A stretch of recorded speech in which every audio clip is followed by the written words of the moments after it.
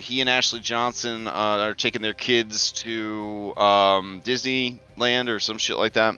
So Awesome. yeah. So if we have a volunteer for the Eldritch Blast tripod, it is appreciated. Otherwise, I will do my due diligence of hitting the Eldritch Blast button 3 times per round. No. You still haven't taken away my access to his sheet, so we're Okay, good. all right, fair enough. You're not giving up those 30 spell slots so easy. Yeah, it's like having a super B team member.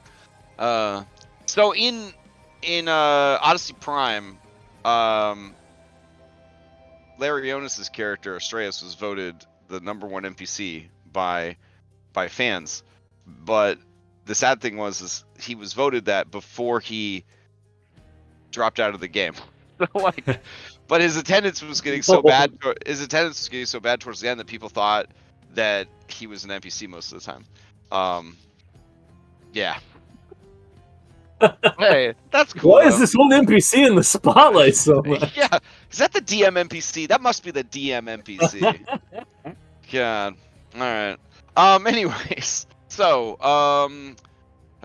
here we are. Another week has gone by. There were a couple of high points in my D&D games this week. A few low points, but that's the low point being not able to kill another of Gibby's characters. Oh, I mean, turning into a vampire is dying in its own way. So that's fair. Yeah. Today's question is a meta one. Which actor would you want to play you in a movie about your life? This is assuming that your character has full access to the multiverse and understands what a movie is. Well, the only movie I've seen is Spider-Man 3. Tobey Maguire. Tobey Maguire. The answer's the same regardless of your meta knowledge then, huh? Hey, listen, I ain't paying for that one.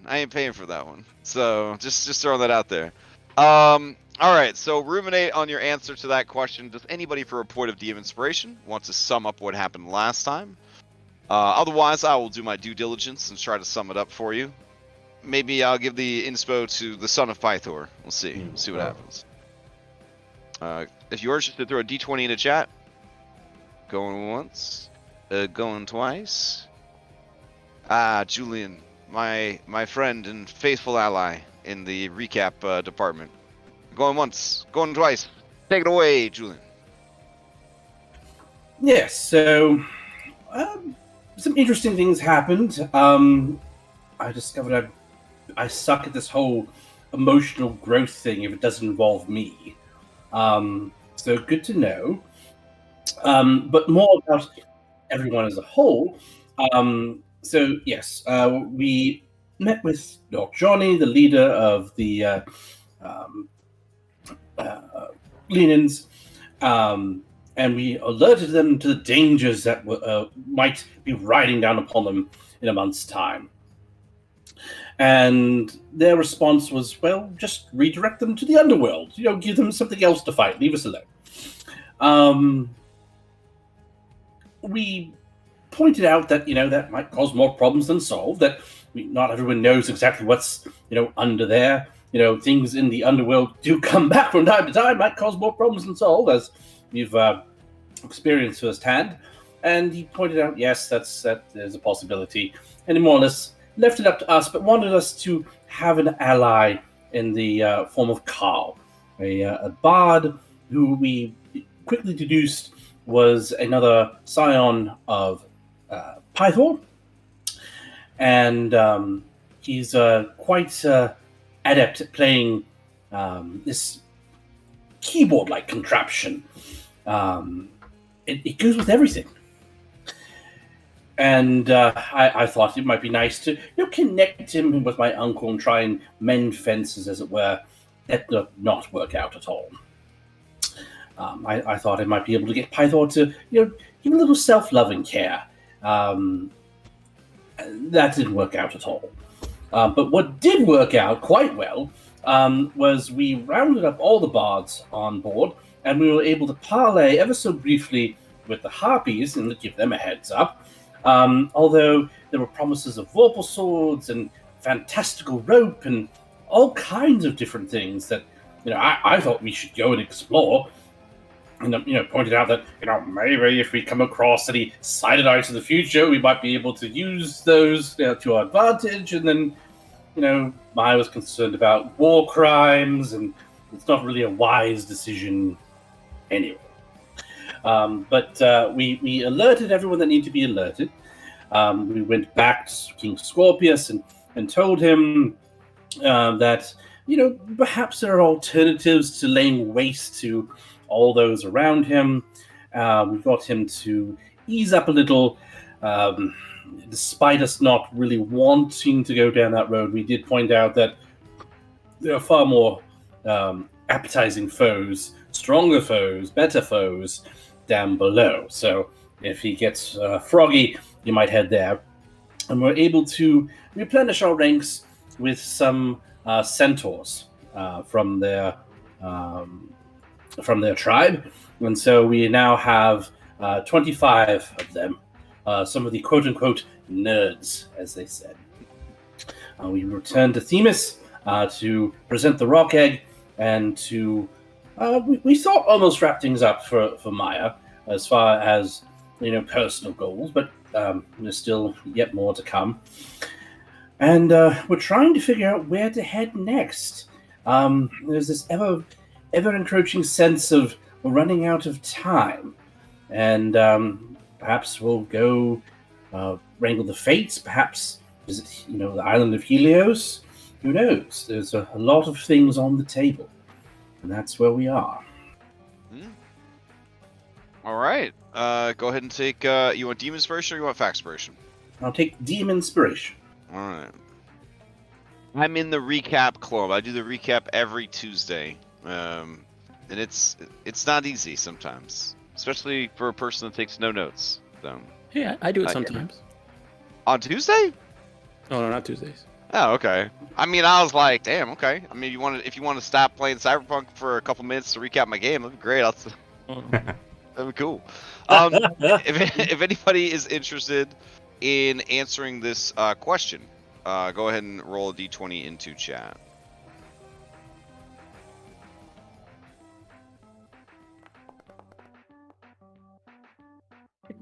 Oh, yeah.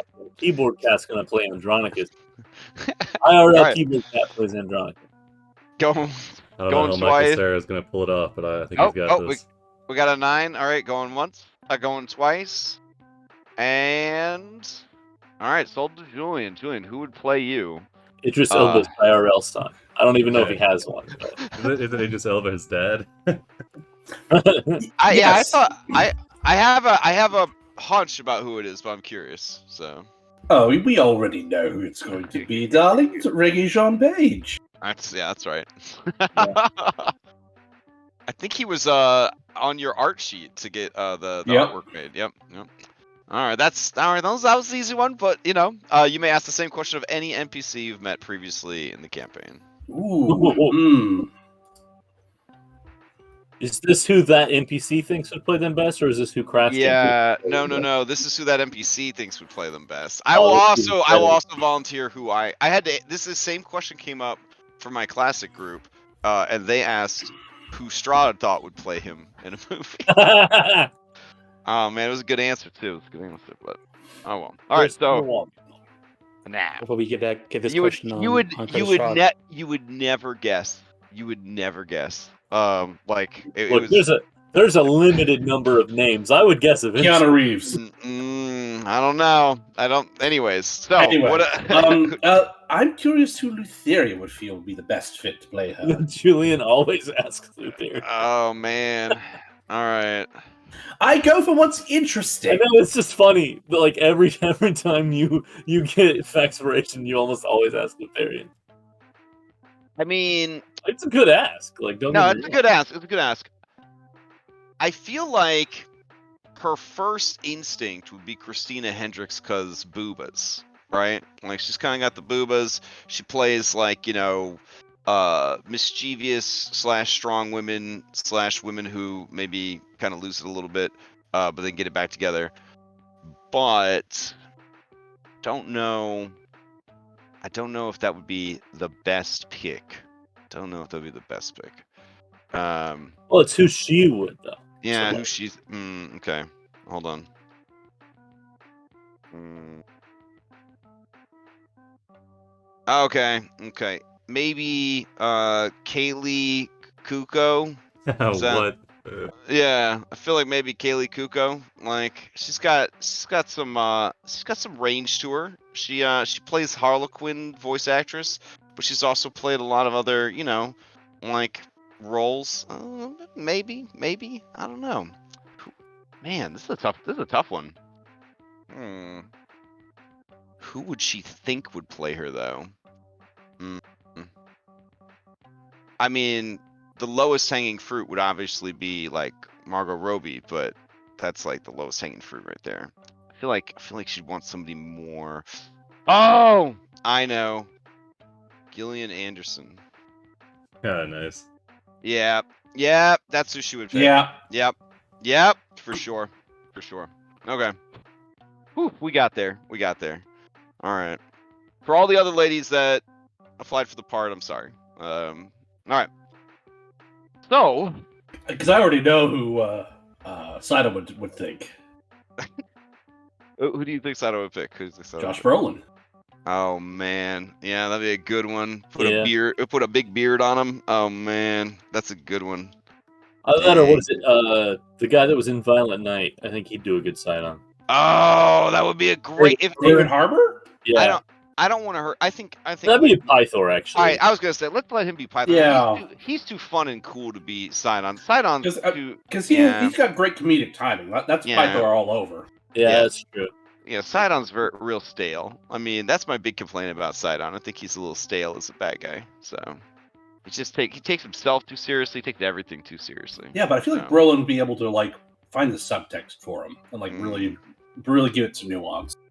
Fair. Okay. All right. Out of curiosity, who do you guys think would play Kyra? Is there like an actor that comes to mind, or? I feel like that'd be a tough one too.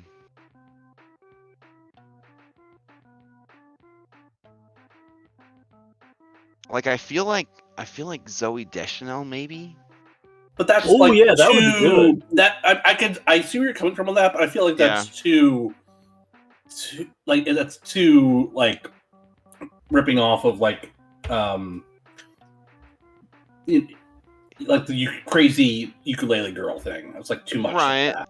Are you saying it's too obvious? Obvious. Okay. I mean, just because it's obvious doesn't necessarily mean it's wrong. Yeah. I know, but It's but also there's who more to Kyra thinks. Kyra.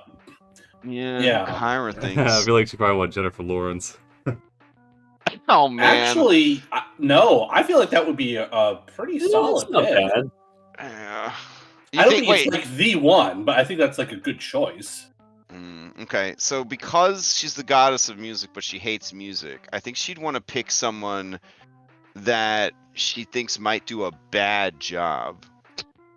So, Yeah. so she would cast Katy Perry. Perfect. Oh, that hurts my heart. That For hurts my sure. heart. For sure. Yep. All right. Good. We made it there. All right. Let's actually play the game. So, you guys are setting sail. Like this show I discovered on Netflix called Oni Piece. It's about pirates. I'm already. Hold your hats. 20. I'm 20 something episodes in. I'm pretty much at the end. I mean, if it's on Netflix, you're probably near the end of it. Then, I right? think I'm pretty close. They almost have a boat. There's this girl Nami. She's drawn very respectfully. She has normal sized tits and wears clothes. And I have big hopes for her to be like a symbol of feminism. That's so sad that that's normal. She's doing normally normal and wears clothes. What? For Oh man. wait, are you giving me spoilers? You trying to tell me something that I need to know about the show? I don't know. I haven't watched. Oh, I just think it's kind of weird that they released Oni Piece cartoon right before they released Oni Piece live action. But honestly, watching them side by side, hard to tell the difference. Mm-hmm. Anyways, where are you guys? I thought the live action was already out. That's what you're talking about. I was like, okay. I will be watching the live action though. they spent $150 million on the season. I think that deserves a watch. Just to see. See what they spent it on. Yeah, no kidding. Yeah. Who's Luffy? I hope they do a good job because, like, I had high hopes for Cowboy Bebop, and there were some good things about it, but it just didn't go far enough in some ways. I dreaded the live action Death Note as soon as it was announced. So their attention to detail is so extreme that all of the outfits that the main cast wears are taken from like the promotional arts and like chapter arts or whatever. You know, like sometimes the artists will draw characters in like cash clothes and like other clothes and stuff like that. Everything is taken from the mangas, like everything they've done is from that source material. I feel bad because the rep that they built with like their other shitty anime to live action stuff is going to really hurt the potential success of this. But man, they worked real hard on this. So hashtag not sponsored. Anyways, it is making me pine for the Pirate Seas again, though. I don't know how much longer I could watch Oni Piece without wanting to start another pirate campaign. But anyways, we're on the seas right now. Tour. Yeah. Part 2. Yeah. Well, it would be ironic to do a reboot of Skull and Shackles, but in Pathfinder, because that's where it was originally from the first time. That would be fun. So, all right, so what do you guys? Skull and Shackles, the second coming. Mm-hmm. Oh. All right. So what are you guys up to? Where do you want to go? You have the whole world, and the underworld is your oyster. You can go anywhere you want. Titan's Folly. No, I'm kidding. I kind of want to fuck up the fates, but we still need to decide who we would choose as the new ones. Yeah. And I feel like that is something that we need all members present for. We go check out Helios, and see maybe. I think we should just kidnap 3 random people. Yeah, exactly. Yeah. Find a couple of contenders in Helios. Okay, I guess That's not a bad one. Yeah. Go to Helios and then Not necessarily to to kidnap people, but yeah, go to Helios maybe. Because I think the 3 main things we got besides the underworld or Praxis are Fates, Helios, Hexia. Yeah, Hexia. Do we want to go to see Hexia? Not I think really. maybe we should. I think we should save the fates for last of like this section because I think the more options we have, and the longer we have to choose who we think would be good fates, the better. And the underworld. My concern about waiting for the fates is like the clock is getting, is ticking progressively further, and I feel like the fate. I get what you're saying about the fates, but I don't know if we want to leave them dead last. Okay, I guess the question is, what's the main things we have to get done if you only could pick, a couple things before Praxis? What are the main things we want to have to get done? Well, I want to point out, you don't even have to go to Praxis. Praxis is an optional side dungeon. It'd be kind of hard to. So before we go to Praxis to convince Giant Man that he should join our side, or did we? The only thing they need you to do is when the Pact of Peace ends, they would like you to stop Sidon from destroying Mitros and killing all the settlers. That's the goal of the campaign. But then you have your personal goals, your epic paths. So maybe you should hash that out. I need to see the fates for my epic path. Okay. All right. So that's a strong reason. So fates for Andronikos, possibly Eleutheria for the Scythe, depending. Yeah. We're not Fates sure and Underworld are my 2 destinations, I believe. For me, it's Underworld. Likewise. What is? Oh, really? Yeah, what's Julian up to? Have you talked to your grandmother in a while? No. No, he gives her so much sass. So, I mean, to be fair, she gives him a whole lot of sass too. That's a grandmother's right. It is. It is. Honestly, I've kind of lost track. I've just been here growing personally as a character and helping everybody else out. Aw. OOC. We're all OOC right now, but even further OOC. the gifted one, it seems like super duper cool at first, but it's like kind of like the chillest like vanilla cheese pizza of all the epic paths. It's like you're great. I know. Like that's like the path. You really don't have a lot of terrible shit you have to deal with. It's like so for the most part, it just sort of resolves itself as you go. Kind of resolves. I mean, I feel like Julian's grown tremendously as an individual, and I've appreciated that, playing that out. Just I feel like everyone else's shit is way more important. And I don't disagree. Like, so then what is Sieb's currently? Yeah, I found Sibo's map of things to do. It's just a drawing of the entire the entirety of Thylea, but there's arrows to everywhere except Praxis. Yeah, Praxis has been torn off the map. So he is a combination of the exile, or not the exile. He's a combination of the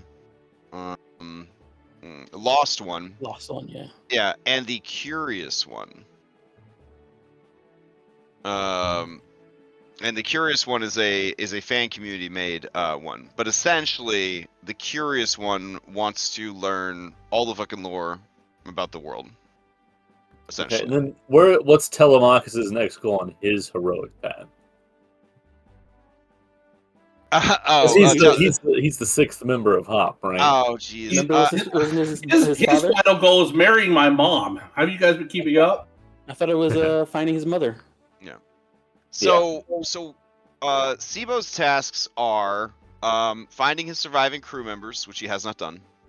Finding a way to get back home, which he has not done. I mean, that doesn't really sound like he wants to do these things.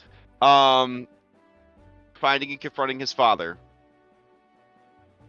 which he has not done. Can you imagine if while he's not here, we go to Praxis? The first thing that happens when he gets back is he has to talk to his fucking dad. That'd be pretty good. That'd be a good setup. And reveal to others that you knew a big secret before they did. So those are his goals. None of which he's been able to do so far.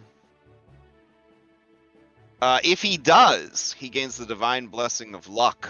He may re-roll. He gets a lucky point every day. He gets one lucky point. Nice. Yeah. So, yeah. So that means three of us. Okay, so Andronicus is possibly Underworld, but not sure. But for sure, Fates. Yeah. And then both Oren and I are Underworld, or the Nether Seas. I keep saying Underworld. Nether Seas. It's pretty much the Underworld. Yeah. I gotta say it in lore. Hold on, I'm opening one of my most hated documents, the Odysseys Dragonlords Player's Guide. A document full of lies. So many. Many lies. I kept DMing Crash as I was reading it. Like, this doesn't make sense. What's going on here? And he's like, shut up. Yeah, it's real bad. It's real bad. Now that I think about it, it kind of spoils a lot. Yeah. In retrospect, my number one advice that I would give to DMs is to destroy this document and not share it with their players, because it gives a lot of false lore and a lot of weird shit. Like, I mean, there's a sexy Asian Arisian monk in his 300 costume. That's nice, but the art is amazing. It definitely gets you excited about it. Let's see. So epic paths. Here we go. No one's a demigod. Doomed one. Hey, I know a doomed one. Alright, so your heroic task is to defeat the creature that has been fated to kill you. To forge the one artifact that will protect you from your doom. That's all you had to do? You have two things? You haven't done them? It's kind of an ongoing process, alright. What have you been doing? Okay. Divine Blessing is without attunement, you get a Cloak of Protection. Okay. It's Blessing of Protection, so you have an innate +1 bonus to AC and saving throws. That's pretty solid. That's solid. Alright. The Gifted one. your goal to find a dragon egg to hatch it and raise the dragon as a companion. I think you've already done that. I feel like there has to be more for you to do, right? Like, that's Well, I've been it? helping everybody else out. Okay. I just I mean, he's still in the process of raising. This is- that. I This am. is what- Look, to be this fair, is- I'm doing a half-assed job of raising Canvas. I agree. But there is more. It doesn't tell you about this. Oh, that's right. You have to ask Grandma what the rest of your stuff is. Okay. The haunted one, that would be Andronikos. All right, let's see. You have Figure to out what the fuck is going on. Oh my god, be reunited with your family. Oof. All right, to reclaim your family name and legacy by tracking down your family artifacts. Good god. All right. That's right. Anastasia had this one too. This is the hardest one of all. Okay. Let's see. The Lost one we already talked about. He's doing Lost One, Curious One. The Vanished one, Nobody's Captain America. And then the Exiled one, which you're almost done, right?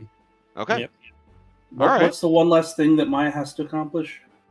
I need to recover hold on. I need to recover the chakram from the Nether Seas that was the symbol of the Amazon royalty from even before my mother. Somewhere inside the Nether Seas. Finish turning into Xena Warrior Princess. Got it. I mean, we could just go to the underworld, Nether Seas. I don't think we should do that quite yet. You talking about Why not? Fengari's Tears? That one? Mm-hmm. Okay. I just feel like it's ultra super dangerous. I agree with Andronikos. Let's Of course. I mean, is it going to be any more dangerous than go and see the Fates again? It is actually. I mean, yes, absolutely. Yeah. I feel like we need to do the Fates before we go to the Nether Seas. Yeah, so I think we do the Helios thing, and then whatever the other overworld one was, and then the Fates, and then the underworld, and then Praxis. Like I think that should probably be our I think that sounds proposed reasonable. order of I operation. do want to point out that I guess I would practice is ask- optional science. Okay. Oh, fuck that. Maybe we should go to Praxis before we go to the underworld. Oh my god. I guess Let's I just will do ask. Praxis first. Fuck I it, guess do Praxis. I don't know if Kyra No, or no. Pythor or them can tell us this, but can I ask them if they know when exactly how much time we have I think left? we've tried. I before don't think they're allowed to tell us. Yeah. the Pact of Peace ends. They said soon with a little TM at the end. Okay. Okay. Can I hold up fingers and be like, this many soons? They stare stoically at you. Julian, you've got Is advantage to insight against godly figures.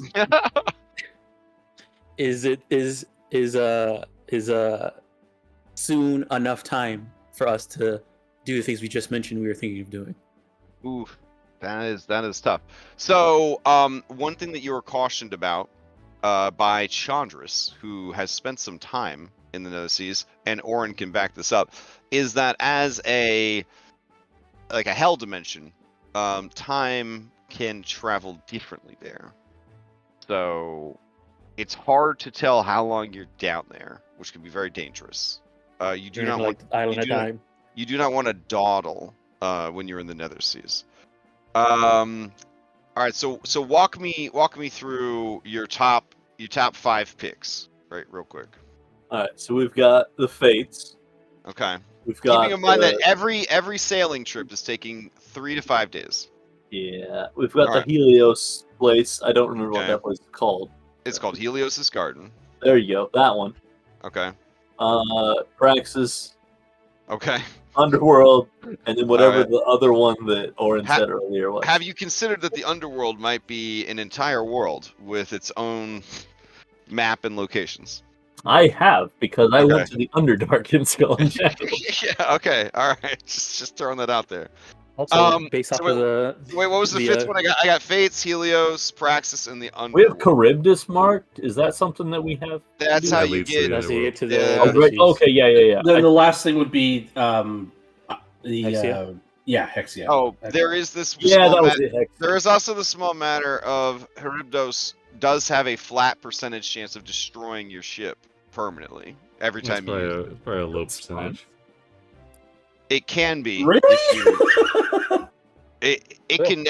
It can never be lowered below 5%. Okay, so I do remember last session we talked about heading back to Mitros to get the ship Mm, Yeah, kitted out. Yeah. okay. Okay. Right.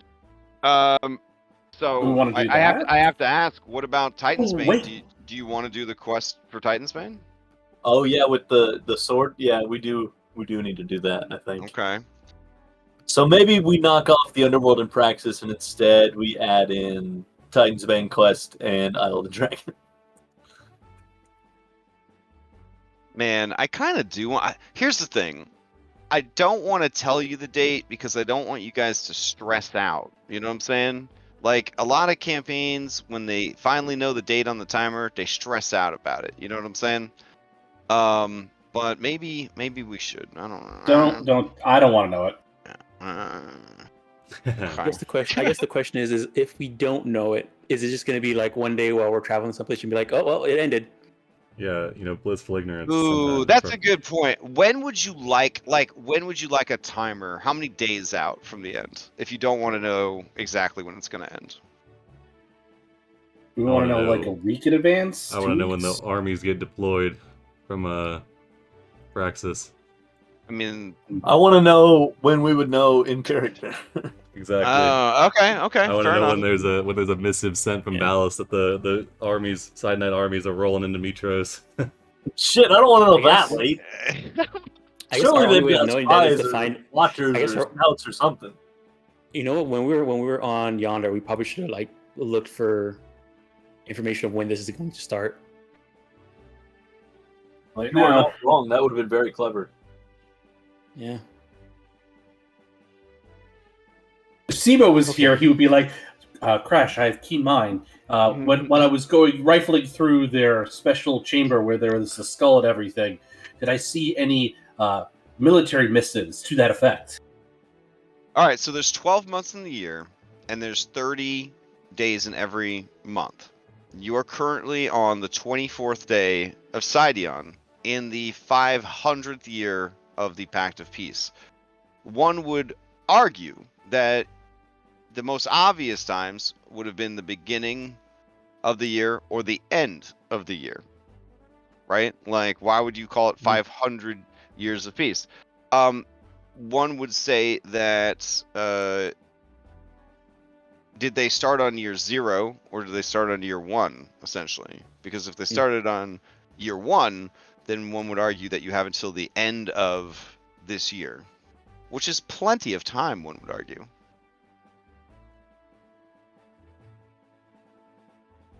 Okay. All right, so what are we doing? Do you guys want to head back to Mitros and try and get the ship that's like kitted out? or- 306 days, guys.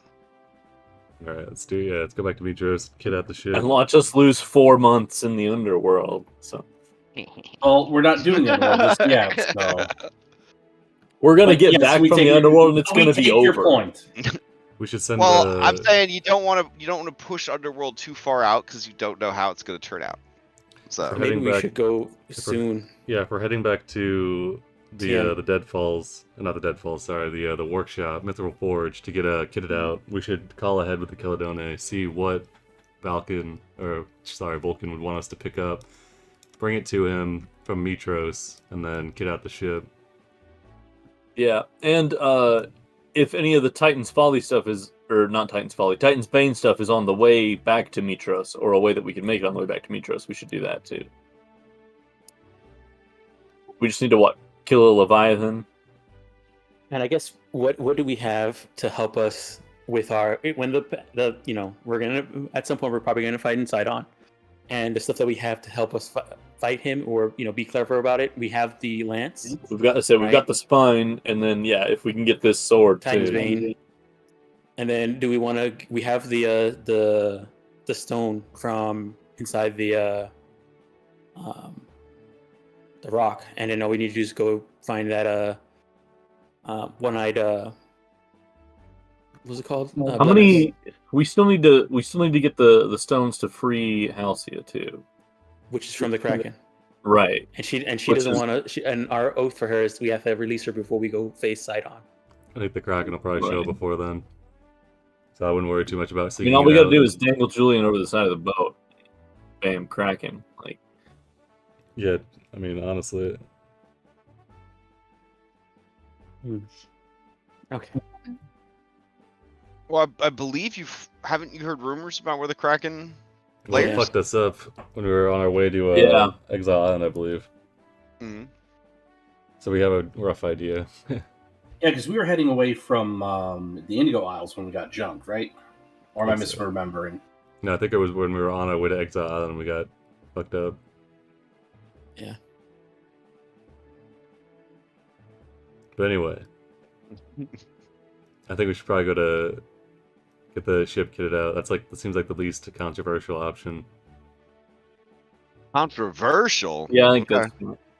that's. Alright. There's not as much obligation. So, with does it that. have to be a full-grown Leviathan? Because I have a baby Leviathan horn. I think it's a specific item we're looking It's for. a specific item that's Yeah, you inside gotta, the Kraken's Followed stomach. it. Okay. Although really, that means we need to like dig through the bottom of the ocean through all the Leviathan shit and find it down there, because that's how actually swallowing things works. I'm sure it'll just be like Unless it's stuck. Unless it's inside like of his, gum, in which case it just rides around your stomach forever. yeah, no, Andron, I guess we're gonna have to go inside. That We gotta is get the some best acid. We gotta get way. some acid potions. So, why are you after this Leviathan horn still? Free Halcyon.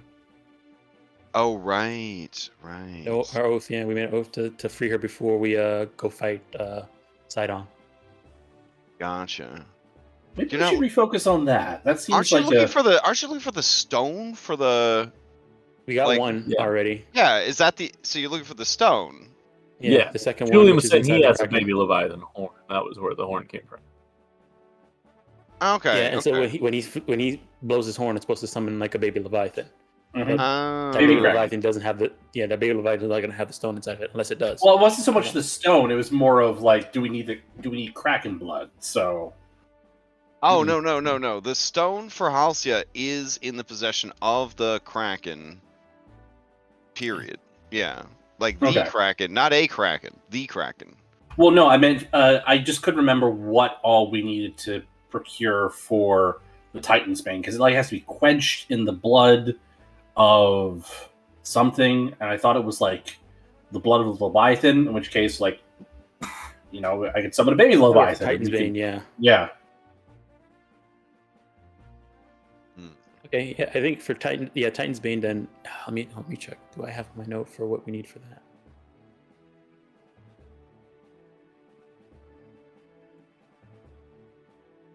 I used to have it pinned in chat for you guys, but let me check my notes if you don't have it.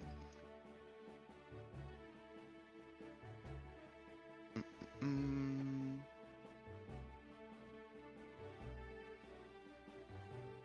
Where would it have been in general? Because it's not in crafting. Last thing in crafting was back in March. Oh no, I had it pinned. Sorry, I had it pinned in Foundry. Yeah, but it got unpinned. Let me see if I can find it in my notes.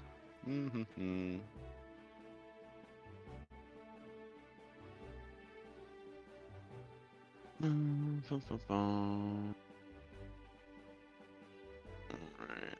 Titans document. Titan stats. We don't have it. You don't have it? Okay. Yeah, I'm trying to find it. Sorry. Let's see.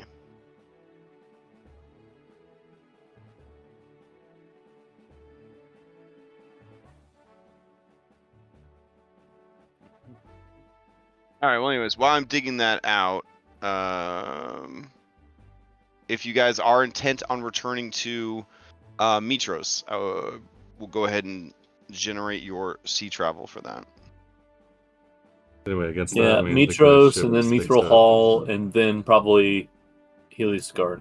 Yeah, Well, Sibo, remember, your ship heals 50 hit points a day because you got the Antikytherian. So Yeah, Oh, well, we I'm don't just trying do. to- We don't just want to do this to get it like yeah, you want a big fixed. pimp in it, right? We want to. big We pimping, want to yeah. upgrade that shit. Okay, Yeah, I have Sibo finished my And it's like 19. everything is 200,000 gold. It'd be like we Okay. have 7. Yeah, I got Sibo my- finished our accounting, and we have 14,000. 14,000, you say? Okay. A little paltry sum, you know. Yeah. We're gonna get a. I mean, that's a I think it's decent amount. fucking ridiculous that we're the heroes of prophecy, prophesied to defeat Sidon, and the gods are like, "Oh no, yeah, you're just on your own for money. I've had 500 I fucking mean, years that's to very save up Greek. whatever the fuck I wanted. It's very Greek. I The can't gods have don't, any of it. gods don't give you I've got to shit. keep it all for after I get killed by the god of You fucking gotta stone and you gotta metal. pick yourself up by your sandal straps Yeah, if you want to save the world. The best okay? God's gonna do is bang your mom, and the rest is up to you, you know. All right, let's see. Boats are pretty expensive. I am gonna throw that out there for you guys. All right, so let's see. Do you want to know pricing before you sail back, just to give you a sense of? Sure, we'll have received it in the Caledonian, Okay. the price list. Like, oh, okay, you want to upgrade your ship? Fucking mail advertisements from Vulcan. All right, let's see. Oh, the doors are getting restless. Gotta put them to work. I've been trying to contact you about your ship's extended warranty. Okay, so obviously you can increase the armor class. You can add siege weapons to it. You can add a ram to the front, which is kind of cool. Pretty let's useful. see. Not to do ship combat if you just. I mean, ram that is everything. kind of our Sorry. jam. Yeah, our go-to We strategy. either SEAL Team 6 it or we just say fuck it and just ram into shit. With the way we kind of do stuff, the best thing for us is defensive stuff to keep it from, keep the people who are on the ship safe, keep the ship safe, and then ability for us to get close and board, because that's kind of everything we do. So, do we want to then scrap the turrets like we had before? Do we want armor and a ram then? I think Depends on armor what we and a can ram is afford. good. Yeah, If Yeah, we what- could get if we armor, can afford ram, it. and a turret, if we could even get, I know because the I turrets. mean, armor I think is the way to go. To Maya's point. So. Here we go. I found my ship upgrades. Jesus Christ. Okay. So, things that you can add to the ship. I guess take note of anything that sounds cool. And I'll run you through it. All right. Superior ship upgrades. Each of these upgrades takes 15,000 drachmae and requires 1d4 weeks of work. Oh God! We're just shy. perhaps not an option. Hold on. During that time, the ship must remain in port. If the ship leaves, the work must start over. But you don't need to pay the gold piece. Costs a second time, as long as you have the same crafting crew or craftsman's team doing the work. This is not something that a single person could do. It requires an entire organization of, especially since you're on a fucking aircraft carrier. All right. Let's see. Hull upgrades. The churning hull. A tempest rages within these rune-etched iron chains. Raiders and pirates who operate under the blessings of the storm god might like to use this upgrade. By draping the chains over a ship's hull, the storm's fury thrashes into the water around the ship, and all water within 210 feet of your ship becomes difficult terrain for everything and every other vehicle other than your ship. It's kind of cool. Death vessel. Crafted with materials harvested from the nether seas, this upgrade grants a ship an aura of dread. As an action, the ship can create a pulse of horrific energy. Every creature that is an enemy of the ship who is on board or within 210 feet must make a DC 14 Wisdom saving throw or become frightened of the ship. 1 minute. Oh my god, it's not lingering either. On a successful save, though, you're immune to this ability for 24 hours. And then it has a 1d4 hour recharge on the Pulse of Fear. The Frost Locked Hole. This upgrade replaces the ship's hull with supernatural ice, drawn from the frozen waters of the northern borders of the sea. The hull and other components of the ship are immune to cold damage, but now vulnerable to fire. Okay, we'll probably just skip this one. The ship can also move at normal speed over ice if anything. Yeah, okay. Living vessel. You already have a living vessel, so. All right, here you go. We will say that this is big pimping of your living vessel. So if you invest in making Dianthus stronger, she gains a +2 bonus to all her Constitution checks and saving throws, and she gains regeneration 10 every minute. Oh shit! As long as she has at least 1 hit point. Oh my goodness! All right. I mean, that would be pretty good in the middle of the fight. Yeah. I mean, in a fight, in a fight, it's not good, but it just Like means a that as speed. long as you survive any encounter, you're going to be good much faster than 50 hit points a day. 10 every minute. That's crazy. Yeah. Yeah, that's tough. Yeah. Reinforced hull. Superior materials and clever design makes your hull more resistant. Oh my god, it would double the hull's maximum hit points. Oh. Holy Ooh. shit. I think that might be shit. All right. Vigilant watch, a row of crystal orbs, each filled with viscous liquid. And this is problematic. Cyclops eyes is mounted along the ship's hull. Nope. Nope. Easy.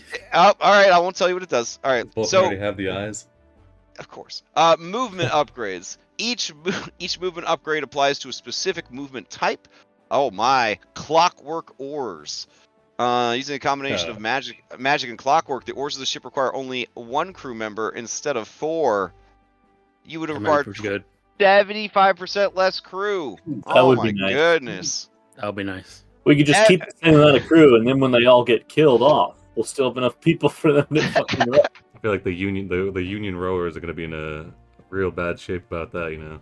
Start bringing. Yeah, but I mean, we press people from like fighters into rowers and rowers into fighters, so we can just have them just constantly training to fight. Oh man, another problematic one, but it could be good. Ever full sails. These billowing sails are woven from cloud stuff drawn from the elemental plane of air. But actually, they've woven air elementals into the sails, so it's a little problematic. That's how Volk could do, though. He liked that kind of stuff. Anyways, wind whips and whistles about them as if they're screaming for release, allowing the ship to move very fast regardless of wind conditions. I would say that for overland travel, this would guarantee reduce travel times by 1d2 days. So every time we would generate how fast it takes to get somewhere. Because Saddam fucking hates us. Let's see. Defiant sails. These rainbow glittering sails have been treated with mithril and abjuration magic. While they are unfurled, ranged attacks made against the ship and anyone on board it are done so at disadvantage. Okay, that's pretty cool. Dragon sails. You'd actually have to get the supplies for this one, which would be dragon scales. Dragon scales are woven into the sails, making them more resistant to damage. The sails gain a +3 bonus to AC.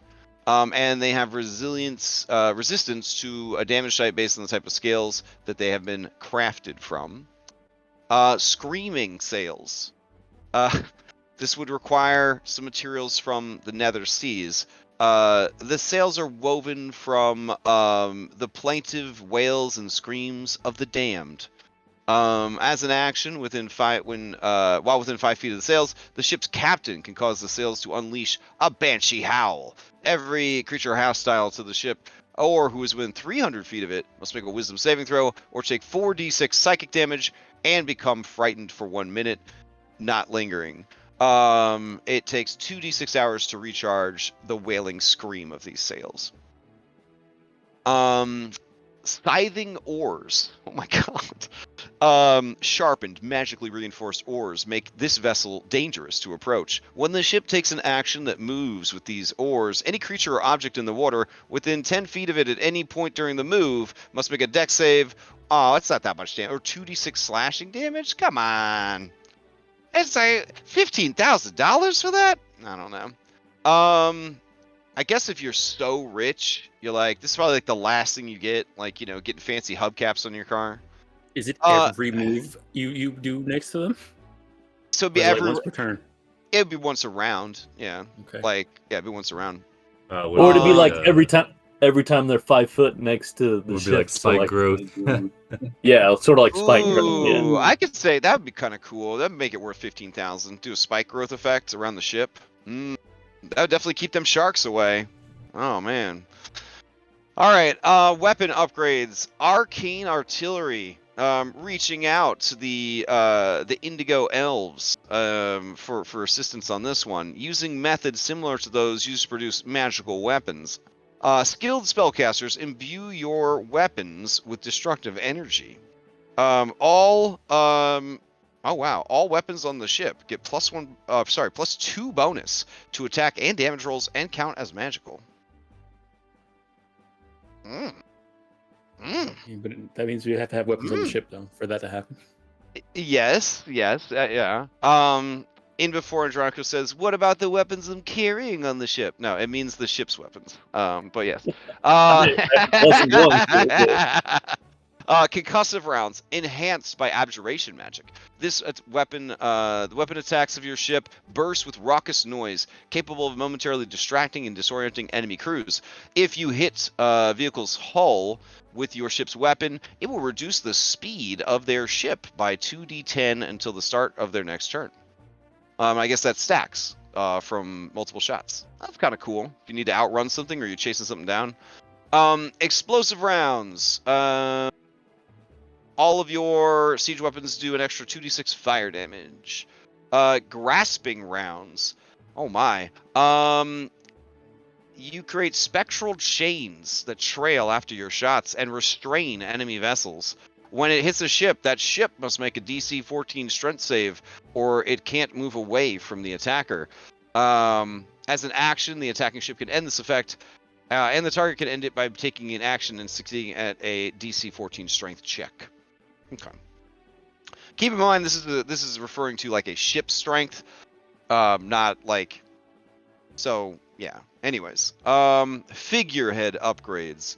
The Guardian figurehead. This figurehead depicts an armored knight.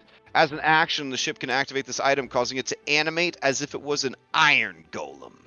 The golem acts on the ship's turn. When the captain uses one of the ship's actions, the golem remains animated for 1 minute. At the end of the time, it teleports back to its position on the figurehead. That's fucking dope. Once the ship uses this action, that's a good price for an iron golem, honestly. Yeah. But it's 1 minute every 24 hours, so I guess that explains the affordable price tag of 15,000 drachmae. The dragon figurehead. This figurehead depicts This depicts a rearing dragon, striking with its mouth open. As an action, the ship can create a 60-foot cone of flame that originates from the figurehead. I think we have that with the. Oh, with okay. The Okay. It does cold, though. Foot cold. Yeah. Oh, okay, all right, we'll keep going. Storm Giant figurehead. This figurehead, well, this is basically just side on. I doubt you guys want to side on figurehead. I'll keep going. Let's see. So those are the big dick, like really expensive ones. But there are others. Armor plating. Oh my, 30% of the ship's base cost. Well, you can't afford that. But if you could, it would give the ship +5 to its AC. Everywhere. Let's say a concealed weapon port. Okay, that's affordable. 100 drachmae per weapon. Glass bottom. 5% base cost of the ship. The ship costs 500,000 drachmae, so as its base cost. So I don't think you even want to deal with 5% of that. But if you had a glass bottom, you could look out at the bottom of the ship. Can you get multiple hull, multiple weapon, multiple figurehead upgrades? I would say yes if you are willing to spend the money on it. All right. Well, we don't have the money, but good to know. All right, increased cargo capacity, a moon pool. Oh man, so that's an opening at the bottom of your ship. Probably not a good idea for you guys, if we're being honest. No, I feel like anybody goes down there, then sharks pop up, the Kraken, all kinds of shit. Adding a ram to your ship starts at 1,000 gold or 1,000 drachmae. Hey, we might be able to afford that one. Let you ram other ships. Rapid deployment sales, 10% base cost of ship. You guys only have one fucking mast. I don't know if it should really cost that much, but silk sales. Let's see. They can increase your overall speed by 25%. Oh my. Smuggling components or compartments. That's in case your ship gets boarded and you need to hide something. That's 500 drachmae per 5-foot square compartment. Let's see. Room upgrades. You could build an armory, a captain's quarter. I guess you already have a captain's corner. An enchantment room, fancy cabins, a jail, a laboratory, a library, a mage's sanctum, a mess hall, officers' quarters, passenger cabin, planar expansion. Oh my goodness. Planar expansion. As part of this upgrade, the owners of the ship must designate a 5-foot square area to function as a doorway to a demi-plane. Oh my goodness. It starts at 25,000 gold. Alright. Let's see. A reinforced powder room. Well, you guys aren't dealing with powder. A summoning circle. Teleportation That's circle. where my mind went at first. That's a pretty good price for a teleportation circle. Man. It's 25,000. So if But Maya survives till, we've got word of recall from Sibo though. Yeah, and when Maya turns if Maya survives till level, I think 14. I think 14 is where we're 12, something like that. Whatever the next upgrade is, she'll be able to make teleportation circles. We got it does require giant rocks. So yeah, I don't know. You can put that on ship. I know. I feel like making a permanent one though takes like a whole year or something of casting it. Yeah, every day for a year. So I think the feature makes it so it doesn't require a whole year for me to make. Oh, that's great. Okay. Let's see. I mean, I have to look it up. I'll look it up while you guys are talking about this.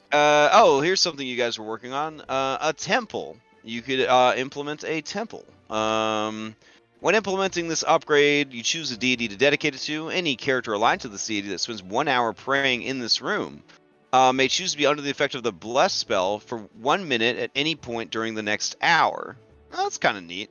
Like you're going ashore kind of thing. Like you pray before you go ashore. That's kind of cool. At any point after the implementation of this upgrade, the number of shrines can be increased at an additional cost of 500 GP per new god. That's cool. Training deck, war room. Oh my, war room's actually got a pretty good benefit there too.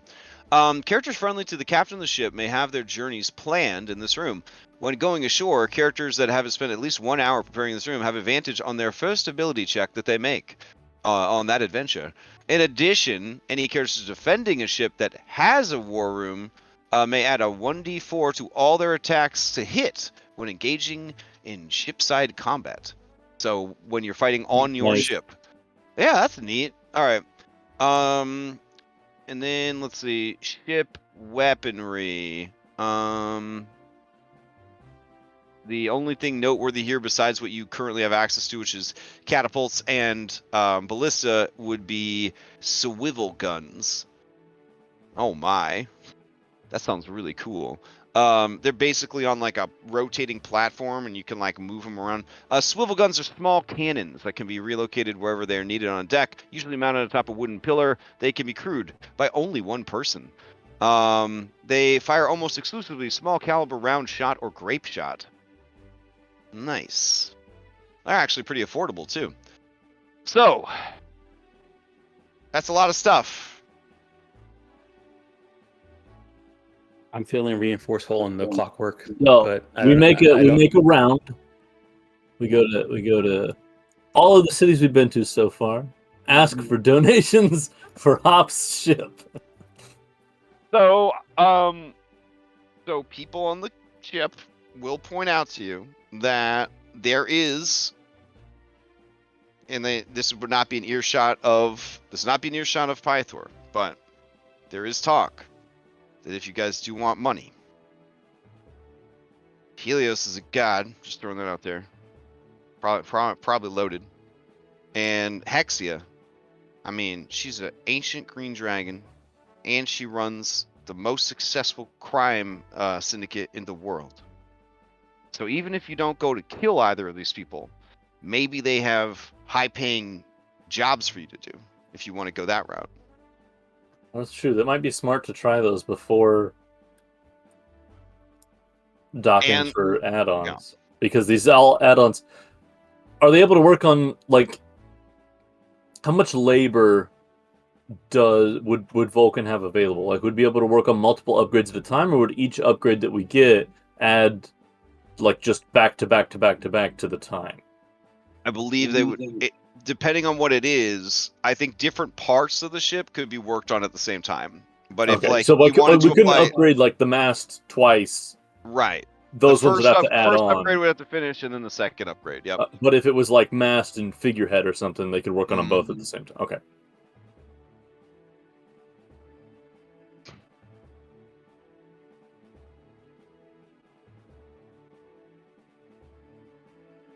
Right. So, money to upgrade ship, and then have upgraded. Okay. So, So right now we have two options to go. There's Helios and Island of the Dragon. In both of those cases, we could probably have an opportunity to get some more money to then upgrade the ship. Once we have an upgraded ship, we might be good to go to the Fates. I think Fates are. I don't think Fates matters for our ship. Yeah, but I definitely think we should upgrade our ship before we do another season. Yeah, before we go to another season. Yeah, and probably also before Praxis. Yeah, and before Praxis. Okay, so it looks like the first steps then is either Dragon or Helios. Yeah, those two, and then upgrade the ship, and then decide. And then Fates, and then Unless you guys want to go with Fates before we go to Nah. Helios or probably Helios, and then Hexia, and then Fates, and then Mitros for upgrades, and then one of the other two, like, big locations. Okay.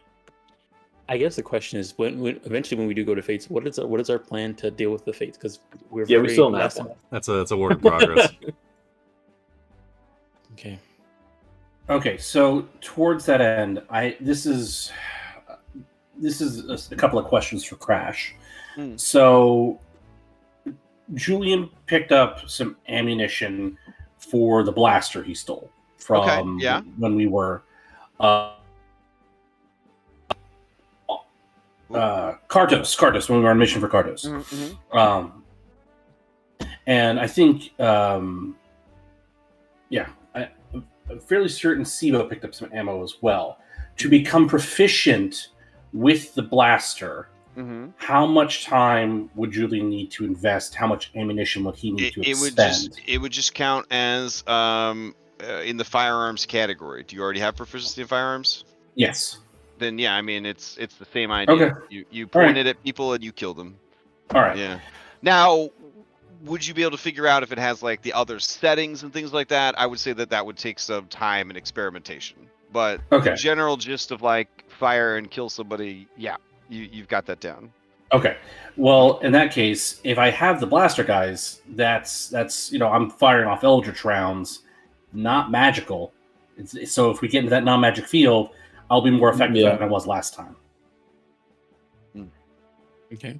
So that's one piece of the puzzle. I mean, and plus I can wear actual armor so that I don't just end up running around naked when I'm in the anti-magic field. I guess does Julian know that it's not magic?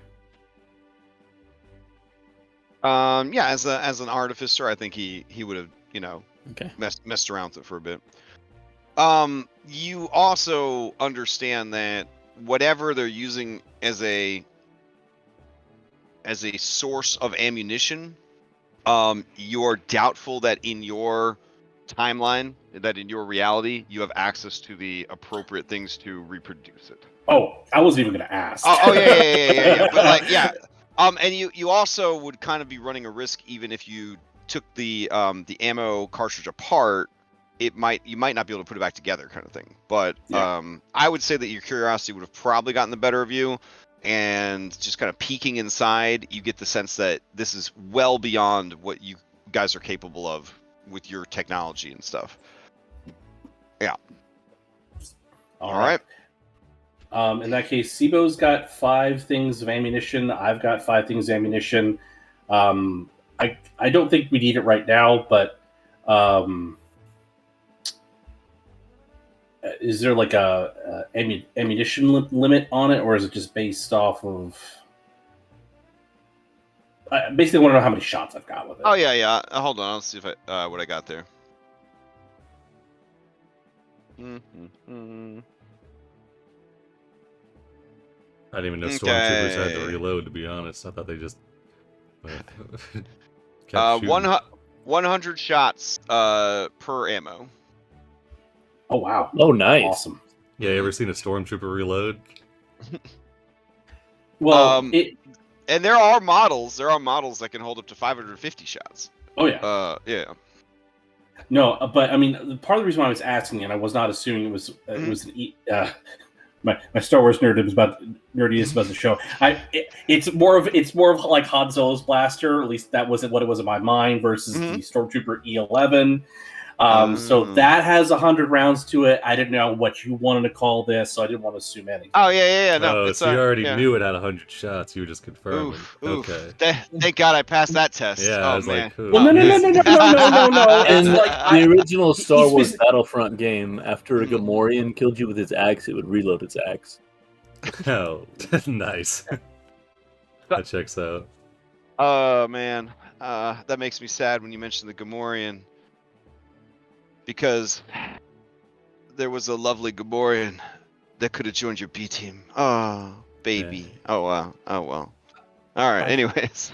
Why did you tell us, Crash? Now I feel sad. All right, we're going back to the island of time. We're going back. You know it's coming back at a certain point, right? I mean, well, like I said, we're going back. That's true. We do. What about the time cops, though? They're just regular cops. Fuck them. Oh no! This is about to do a hashtag crime. Let's see.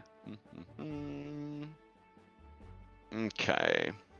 Well, you guys continue plotting, and I will continue answering questions. Because now that you have a better sense of the pricing of things, I don't know if you want to go back yet, or if you want to fundraise first. I think we need to fundraise. Yeah, we're gonna fundraise first. I think. I think Helios. I don't want to put somebody out, but the former queens of Themis amassed a tidy sum of treasure that Maya gave back to the people of Themis. But as the queen of Themis, she could just go back and say, "You know what? She's my fucking buy. Give me my money."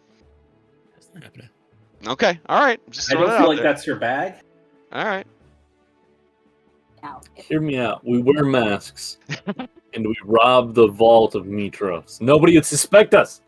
Oh, you want to do an I'm a ocean? fish You want to do an Oceanus 11? Like you want to get up in there and like do a bank heist? Because there's a bank in Mitros, right? It's inside a giant tree. It's actually run by the Civic but isn't it like seriously protected? Yeah, it's run by the Civic Druids.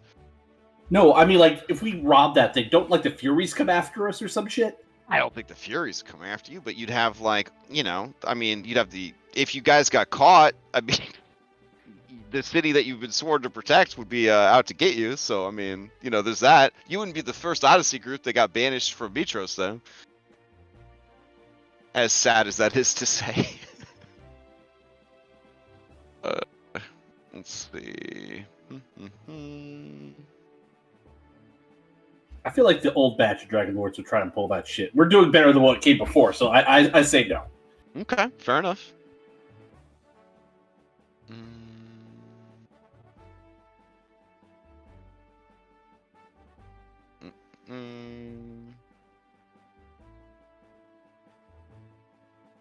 Okay. I'm so mad because I'm like, I have just hundreds of pages of notes between all my different games, and I'm not super duper organized. So I'm trying to find the recipe for Titan's Bane. So that's what I'm doing in the background while you guys are plotting and planning. But I will answer any questions that you have.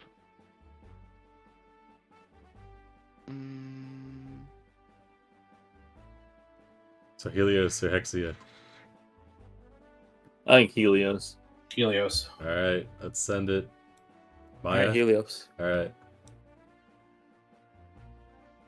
I know Sibo's down, so If it's not Praxis, I'm pretty sure Sibo's down. yep.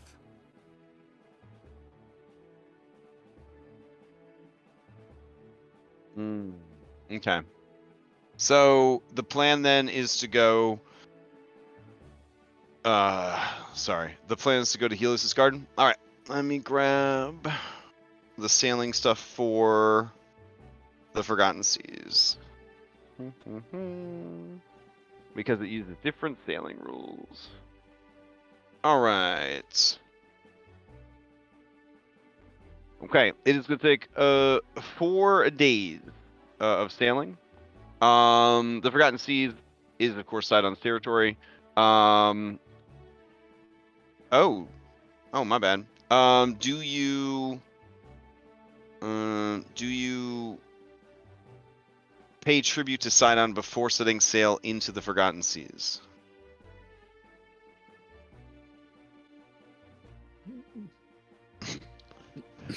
I mean, we no, probably think don't so. unless there's a good reason.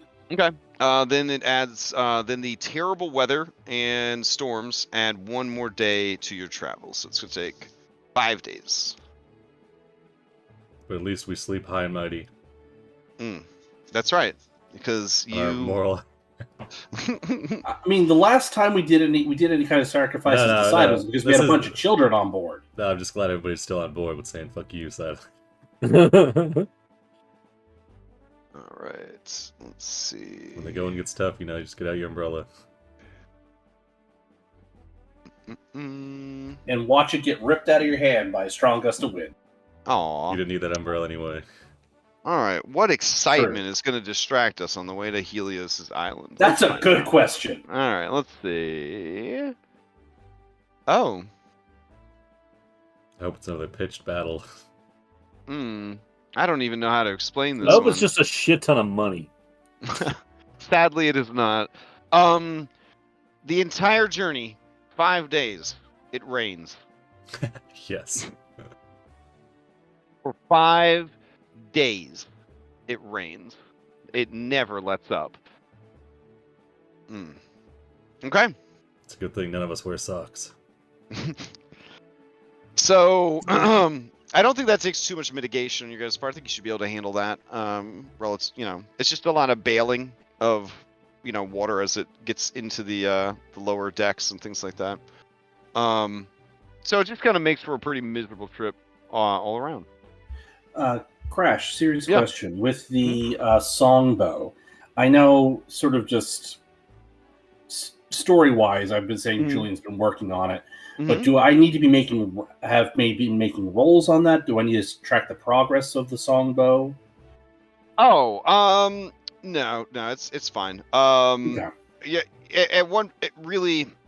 your god insight would tell you that Cairo and Pythor just they could have already finished it, but they just wanted to have a reason to spend time with you. So at any point where you you kind of maybe mention or drop that you have other things that other projects that you need to work on, they'll kind of release you from your obligation. Essentially. Okay, because I wanted to get back onto. It's like family puzzle night. You know what I'm saying? Okay. Yeah. Or you guys got a real fancy Lego set that you put together. Don't tempt me. Yeah. So that's really you do get the idea after working on it with them for a while that they could they're Vulcan's kids. They could put this thing together. Okay. But yeah, they just wanted to spend time with you. In that case, Julian will seek out Andronikos and will request that they take back up Lance training.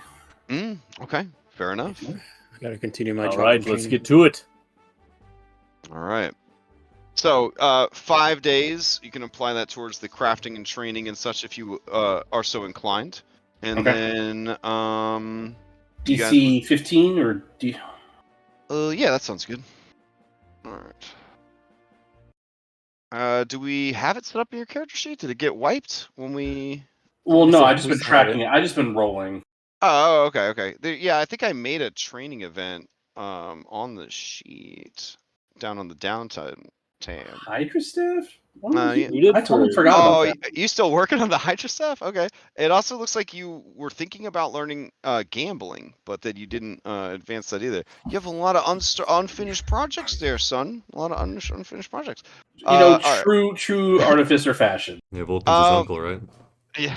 Or grandfather. Damn. So, you're doing Lance training. Where have you been tracking it? I'll make you a thing real quick. I've just been tracking it on my sheet as a resource. Oh, okay. How much progress do you have? I'm 16 out of 50 instances of training. All right. So completion target is 15. The DC is this. You are using your charisma Yarp. ability check to do this. Okay, that sounds Yeah. right. All right, and save. All right, and you said you're at 15. 16. 1 6. 16. All right, there you go. So now you should be able to go to your downtown stab and just click the little button and play the mini game and all that jazz. Sweet. All right, 32% of the way there. All right, is anybody else setting up any training or crafting? Just Nope. helping my baby boy. Oh, that's nice. He's doing great. He's doing great. All right, let me see what I got here.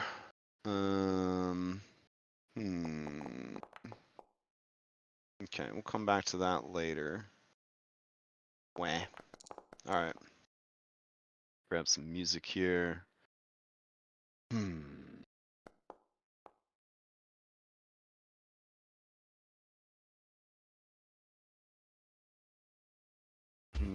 Nope, that's not the one we need. Well, this works out nicely. I could take that off of a resource. So 2 successes out of those 5 days. Okay.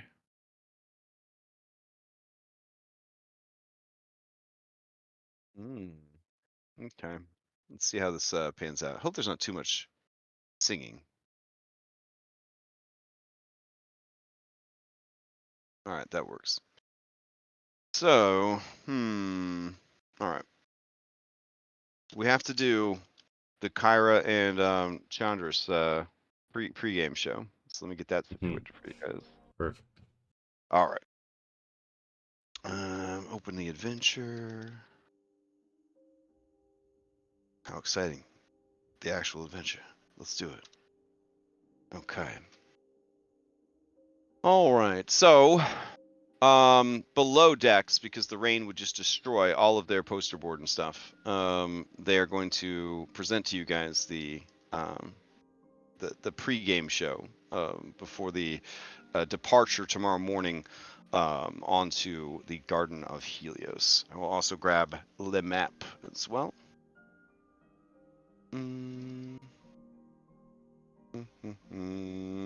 Garden of Helios.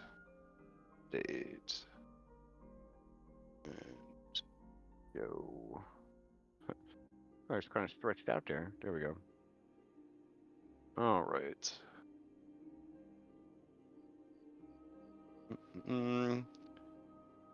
Not many good places to dock on this Yeah, that's island. what I was looking at. Yeah. Yeah. Maybe some stairs. Your best bet is this beach right there. It's probably the only actual accessible beach on the whole island. Is there a cove in here with like a gradual slope? Because it looks like there's a river.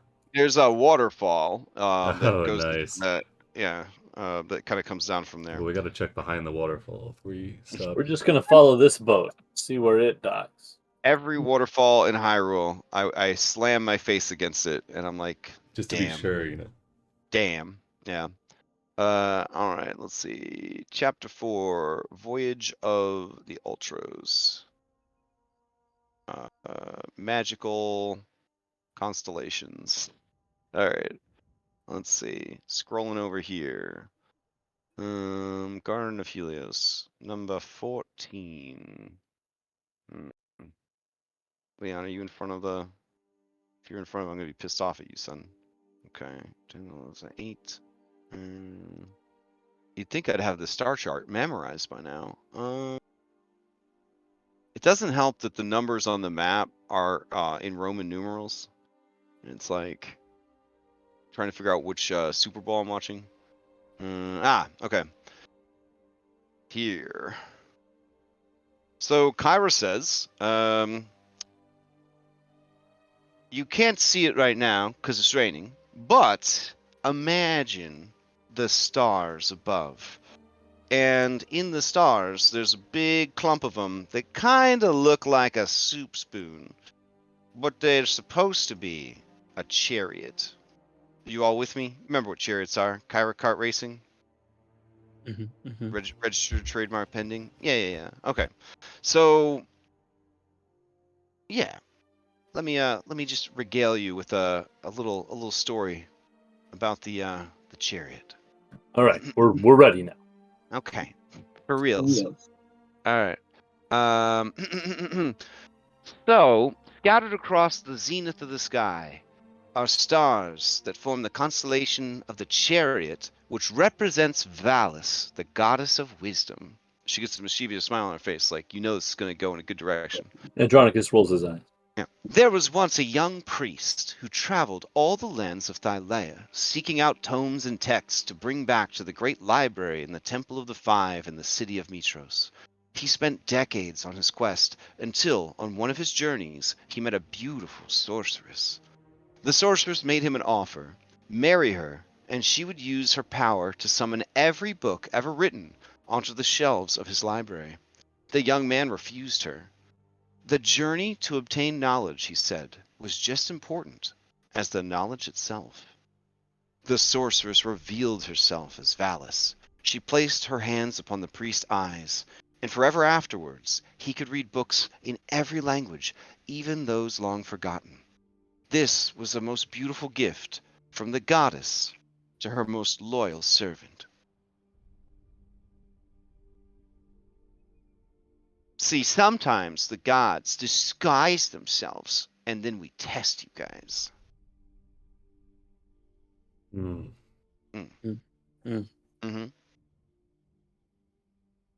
Chandra's What was Valis's name during that time? It says Valis, the goddess of wisdom. Oh, when she disguised herself? Mm-hmm. It just says the sorceress. Okay. Mm-hmm. That's not a bad one. Oh, so it wasn't like Velas? Oh no. Oh, you mean what name did she tell the guy? Oh, Valerie. Okay. You Still all are cryptic. awful at that. What? That one's not as bad. Kira, No, it's not Kyra, bad. It's not- Valis, Valerie. What Valerie does is Pythor actually a describe himself as? Just Thylean name, Thor? okay? It's a real Thylean name. Why choose something? Valerie's not that bad. Also, Pythor may have called himself Pyrim once. You are all just so bad at this. No, because it's so obvious that you don't think it could possibly be it, you know? Andronicus, you're about to like a 10. I need you to take it back down to like a Yeah. 5. It's just, Yeah, just what- It's not that everything. bad Everything we Are learn you about them. You're just sad because all the times that you were dipping your fish stick in some cold tartar sauce, you didn't get your eyeballs massaged. That never happened. I see.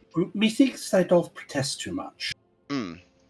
Chandra says, yes, well, once again, a story that has nothing to do with our destination. The chariot, however, is legitimate. It represents Helios's chariot that he uses to pull the sun across the sky. And he glares at Kyra. I feel like you guys, and I say you guys in a very nice way, maybe co-opted this particular constellation because of your personal feelings about Helios. And she just... and Pythor just says... and then Chandra says, but that is not important to what we're doing. So, the chariot is real. It is an artifact of incredible power that allows one to fly across the sky, a flying chariot. It is pulled by two elementals of flame and wind. Behind them, the sun itself is it travels, and that is how the sun rises and then sets. I'll be honest, I imagine it must be very boring to fly the same route every single day, like clockwork. Apparently, in some other worlds, they have something called seasons, and the sun rises and sets at different times. But here it's 6 a.m., 6 p.m. So. Anyways, what do we know about Helios? Helios was a very popular god long ago. He is of substantial power. He was never challenged or contested by the Titans. Instead, he is a bit of a neutral party or tentative ally. More so than Fengari, the moon, who is deeply removed from this world and just cries a lot. Helios is said to be of good humor and fantastic wealth. The golden sun alludes to his love of gold. His island is inhabited by primitive Cyclops tribes. They have had very little interaction with the outside world, and they view Helios as their god and, in many ways, father figure. They raise elephants as companions and beasts of burden. They hunt the many large behemoths that inhabit the big stake-shaped island right here. This area is a land, one might say, before time. The creatures that dwell here are ancient and primal. Very dangerous, even for the most trained and skilled Cyclops hunters. Therefore, the Cyclops and Helios live on this smaller island over here. Somewhere near this lake is where Helios's court is held. But mostly they stay to themselves and they stay out of trouble. With the arrival of the 5 gods, there was a very active campaign to remove the worship and knowledge of Helios from the populace. This was one of the few things that the 5 gods and the twins were able to agree upon. And they worked together to all but expunge his belief on the mainland. It is unclear why. Renzo looks at Kyra. Kyra and Pythor just kind of staring kind of off into space, not making eye contact with anybody. You want to fess up now, or do you want us to find out on the island? On that note, it might be beneficial not to bring either of them with you, since they have history with the man. And as I am related to them, perhaps if we could get some explanation of what the history is, that way I don't, run my mouth as I want to do. Okay, fine. I'll put it out there. He's a real bad guy. Okay? He's a liar. He's a cheat. He's a con man. And the people deserve better.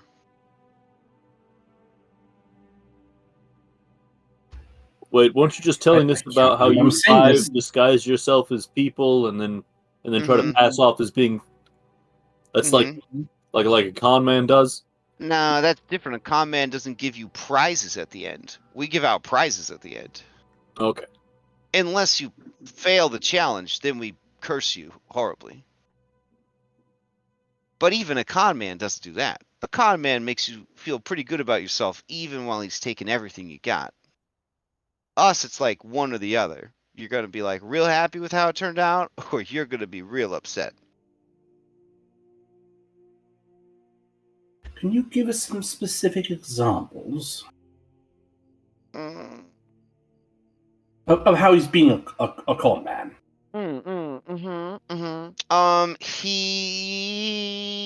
She looks at Pythor. Pythor shakes his head. She says, and then Pythor keeps shaking his head no. Does this have to do something with the Pact of Peace? No, not everything's about the Pact of Peace, Maya. Jeez. No, Okay. it's a fair question. Be nice to Maya. Yeah, sorry. It's just he's such a jerk. Okay, well, then The give us same some way that you guys examples of don't his like jerkiness. Narcissus, and he found out that he wasn't really that bad. Is this the same as that? No, Narcissus is still pretty bad. In the back of the room, Narcissus makes a sniffing sound and looks away. Sorry, Narcissus. Listen. Why can't you just take my word for it? You always question everything I say. I'm a god. And the queen of Fire Island. If I say someone's bad, that should be good enough, right? No, we're not saying we mean, don't believe you. We're you just haven't wondering been- why is he bad? Yeah, I'm not like loading you into like like knocking you like an arrow and firing Insight you. check. I'm not saying you should go kill him and we should take all his treasure. I'm not saying that that's what you should do. Okay? I'm just saying he's not a good guy. I wish you could just believe me on that. Insight check? Okay. Yeah. Okay. Oh man. Double insights. Oh, maybe the worst insight I've seen from Maya in a long time. Alright, this is your chance, Kyra. You can do this. God damn it. Alright.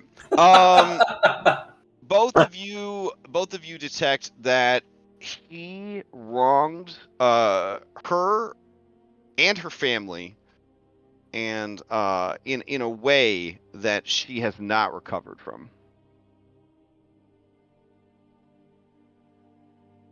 And that she blames him for something really terrible that happened to her and or her family. Did he hurt anyone? I mean, con men, I don't want to talk about it. And she storms out of the room. Does this have to do with Mitros? When you say that, Pythor just quietly gets up and leaves as well. Oh, that's a yes. It's likely he didn't offer his help. Well, when you say that, Chandras says, well, that much has been proven by history. He remained a neutral party during the original battle 500 years ago.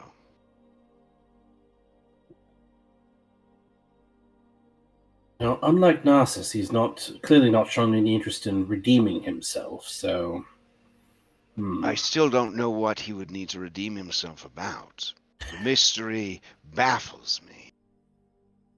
Well, I don't know either, but I mean, Narcissus, freely admitted that he, should have helped out during, the prior engagements, and is wanting to assist now, and has, and but this remains a bit more convoluted and clearly painful. I guess the only thing we can do now is, I guess, if we meet Helios, ask him. Assuming he'll be forthright.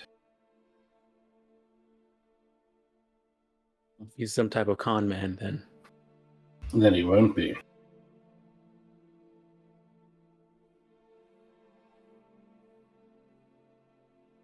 Right? Who are we bringing on when we head onto the island? Let's see. Nessa, Telemachus, I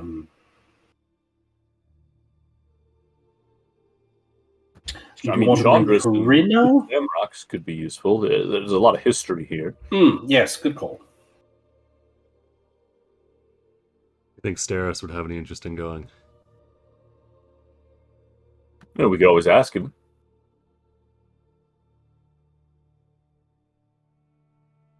Alright, yeah, we're gonna go find Steros. So, We'll be heading ashore Oh, yeah. on the smaller Yes. island. Steros would be fascinated by these primitive Cyclops that have not been, affected by other Cyclopean culture. Well, also having a Cyclops might be a good sort of like. See, look, Mm-hmm. Okay, so Steros. and then Petios because we want to steal a shit ton of money. Okay, all right, Just in case. all right. It's like Where's Waldo with PTOs? There he is. All right. Well, I think we need some plausible deniability. I don't think we should just let PTOS do what PTOS does. Let PDOS do what he but- does, and he gets a 20% cut of anything that happens to wind up on the ship. That sounds like an excellent plan. Okay. Telemachus, I presume we want Nessa, and then We've got Chandras and Zamra, That's it. That will be our 5. Telemachus, Nessa, Steros, and Petios. Okay. I'll be honest. Endus of Eregia, a sun monk, sun soul monk, was kind of excited, but she would never admit that she wanted to go. But Maya, would this unlock see- something you s- for her, for us? you see as she's as she sees the final roster, there is Mhm. a moment where she is sad. Alright, I might put this out there. It's wild. We could take Endus rather than Nessa. All right, Rather than Nessa? for 1 second, I thought you were gonna say instead of Telemachus. No. Calm down. Impossible. I mean, we could just, I feel like if we're gonna take let in- PTOS just somebody- completely run on his own. Oh, I don't want to do that. That's way too risky. All right. I don't like risking our NPC. So unless we want to be risky for Endus. Well, I think if we Yeah. leave Nessa, then the likelihood that we run if we run across a random encounter, we're hurting for money. Maybe we can get some money. I mean, that's true. That's So, true. yeah, so if you played a Final Fantasy game and you use that Moogle charm, you start to notice Ain't that got no money. Yeah, you ain't got no fucking money. Just saying. Just ain't got no fucking money. All right. Yeah. Well, I found Nessa. They're ended. Okay. All right. Endis walks up like she guesses she'll go with you, Baka. She doesn't really want to go, but whatever. If that's what you need, I guess. So. We already got the same treatment from Chandras. All right. Okay, this is the squad. Excellent. All right.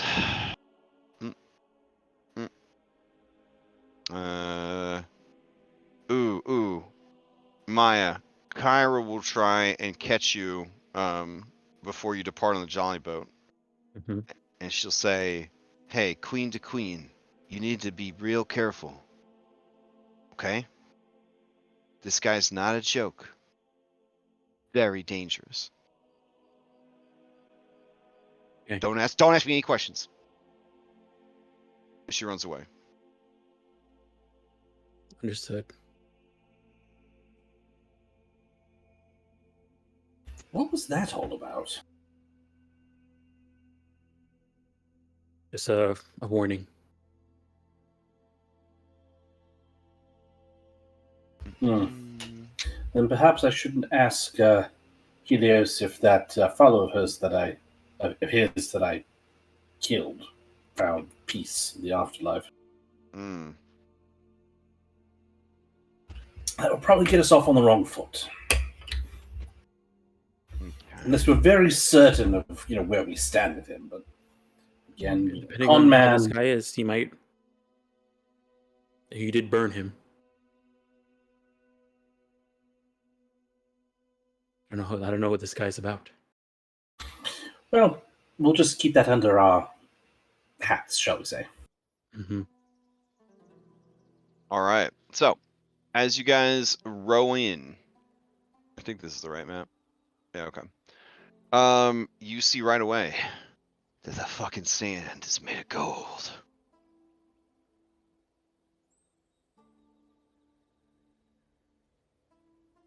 All right, so we tell the crew to start fucking scooping. All right. You That guys see statue's made of gold too, isn't it? you see a family of yeah, that is a solid gold statue. Absolutely. It depicts what looks like the Buddy Christ version of Helios. Which I think you guys have seen the Buddy Christ version of Helios before. Maybe? I feel like it was what we saw in that Yeah, temple. yeah.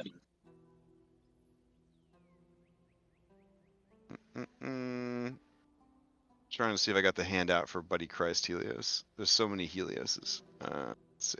Here's Buddy Christ Helios. All right.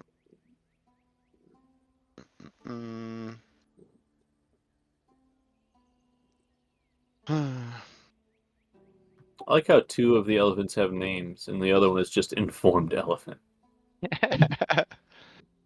Let's see. Here we go. And select. All right. So even though, it looks like a statue of Zeus, it actually looks like this, but the one hand is in fact not on his hip, but is holding a golden bowl. Yeah. There you go. Yeah, that looks familiar. Yep.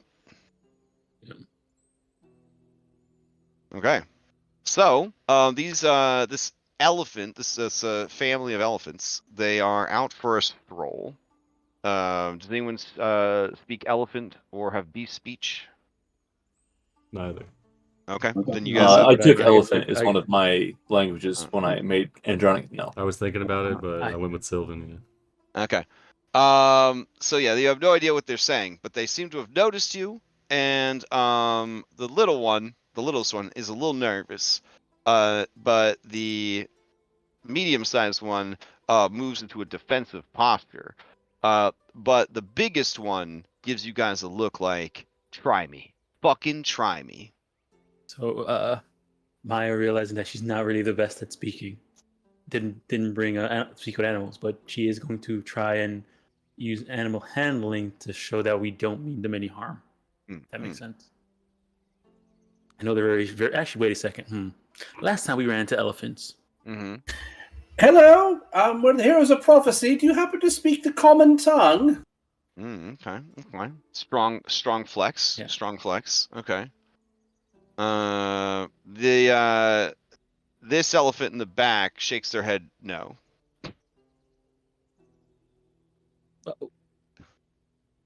Well, we don't mean you any harm. Okay. They just kind of stare you down. Then they start trumpeting. I don't know, whatever a fucking elephant sounds like. They start trumpeting. You guys hear a rumble from the north.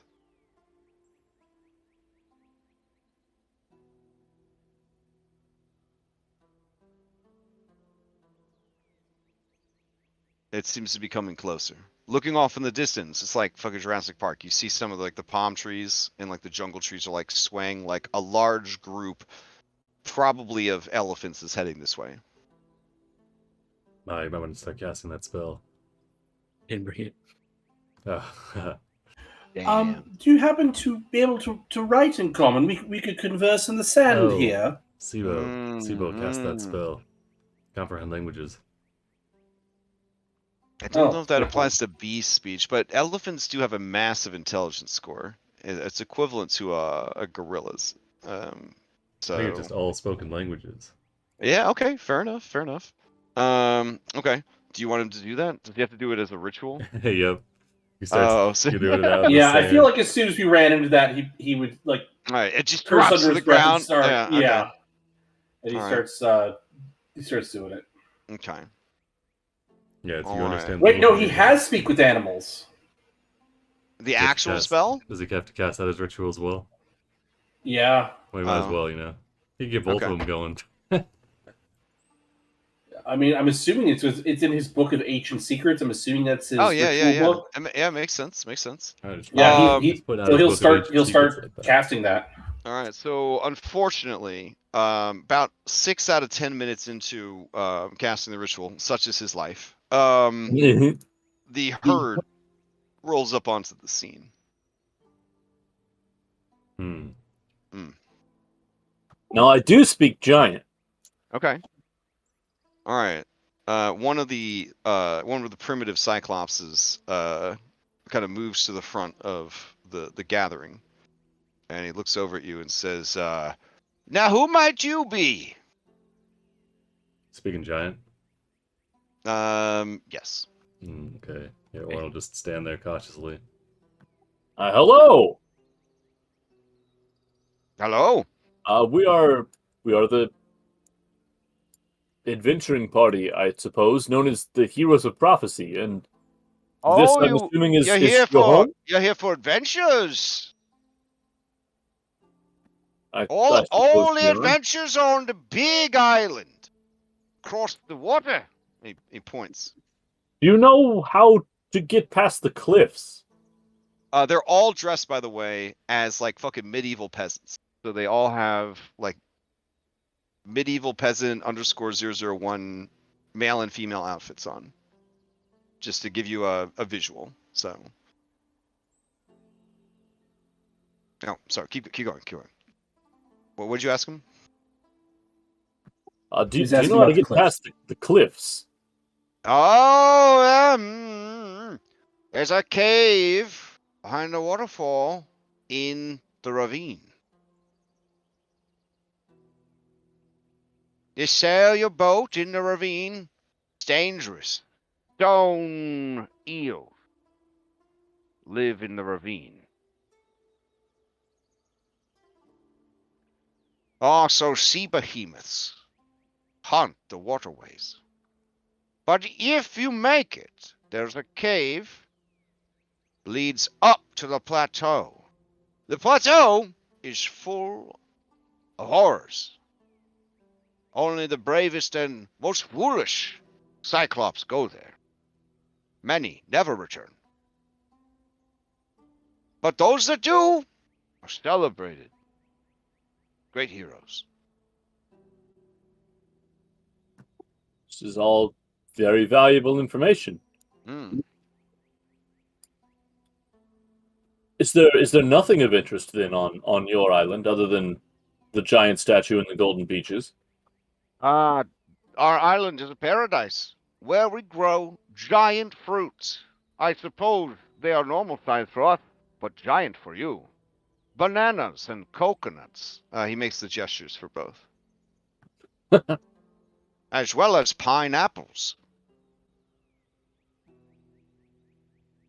We fish the waters, and we harvest the fruits. We live in peace and worship the sun. And then when he says that, they all raise their hands in like the Y gesture of praising the sun. And the elephant and the elephant's ears go as wide as they can, as they are also praising the sun. Well, is there anything else that we should talk to this man about? Or? We are a people of peace. If you seek peace, you are welcome on our island. If you seek war, you should go elsewhere. If you seek adventure, across the water there. Well, I mean, this might be a prime opportunity to learn more about Helios from his followers. So,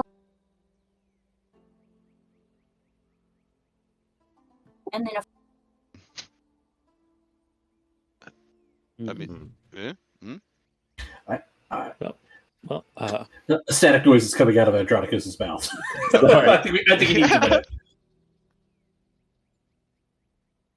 Why don't you tell us more about this sun god?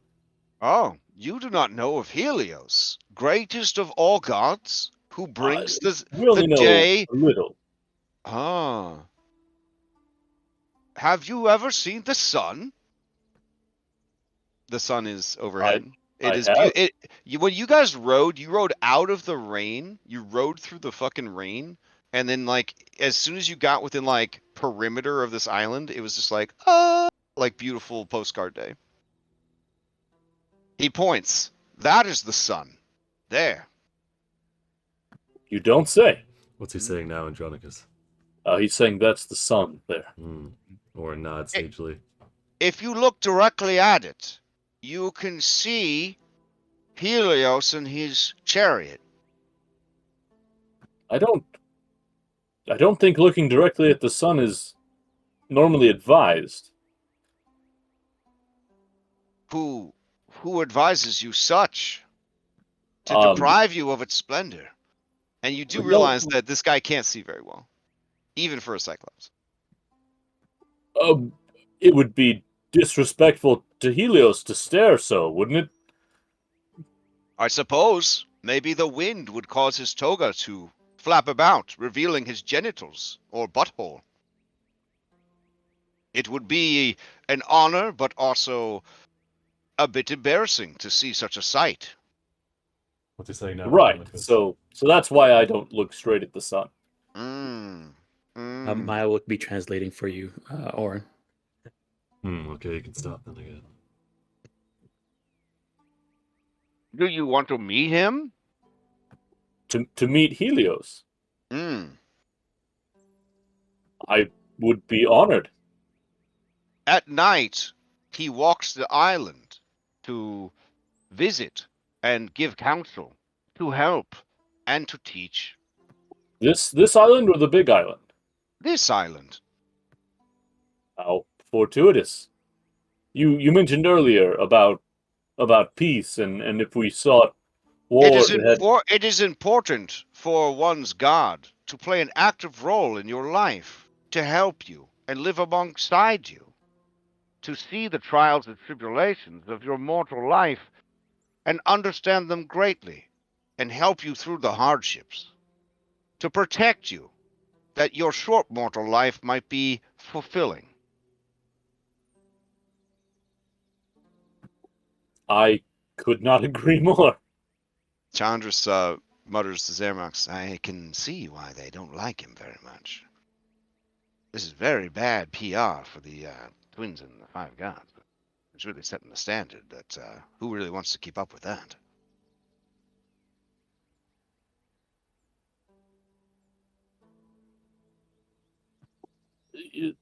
So, Come, is there the a day town or- is young. I will show you the many splendors of our island.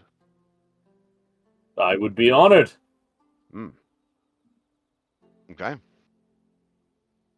All right. Well, I'm gonna be honest. It's kind of boring. They take you through a literal paradise, a Garden of Eden. Everywhere there are bountiful, just trees, just laden with giant fucking fruits.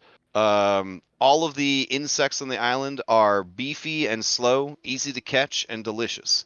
Compared to SIBO, how big are the fruits?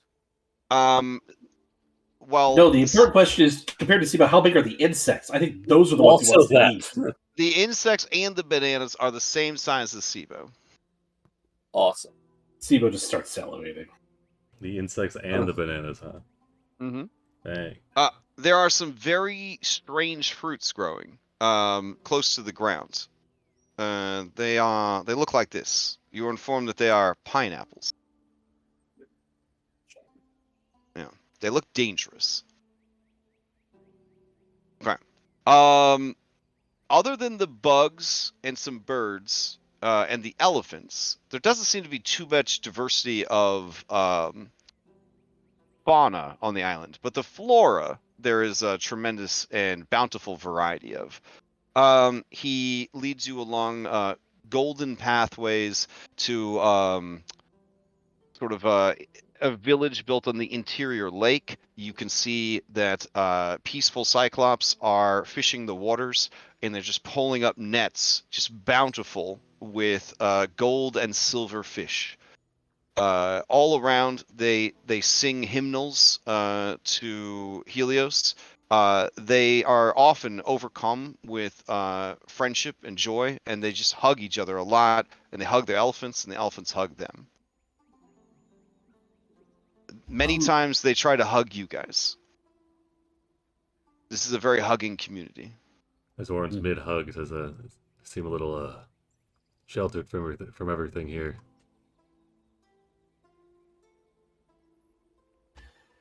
Maya, at some It's discrete literally point, an entire day of him just taking you from like one peaceful ass community to another. at some discrete point, perhaps you should try and speak with the plants here.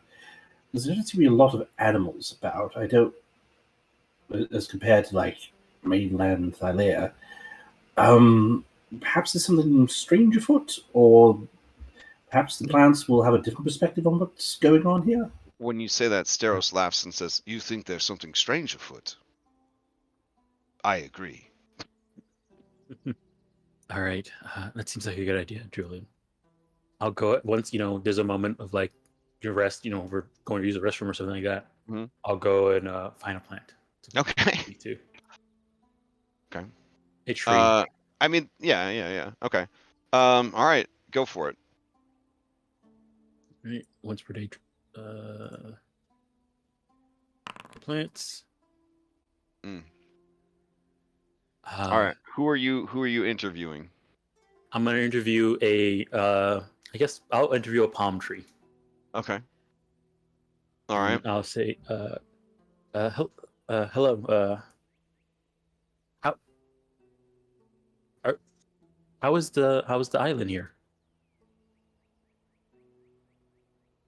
Okay, I'm just checking the Wi-Fi on a palm tree.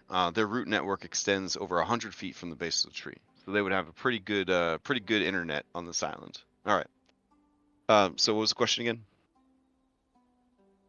How is the island here? Oh, they say I only know this island. Should I know others?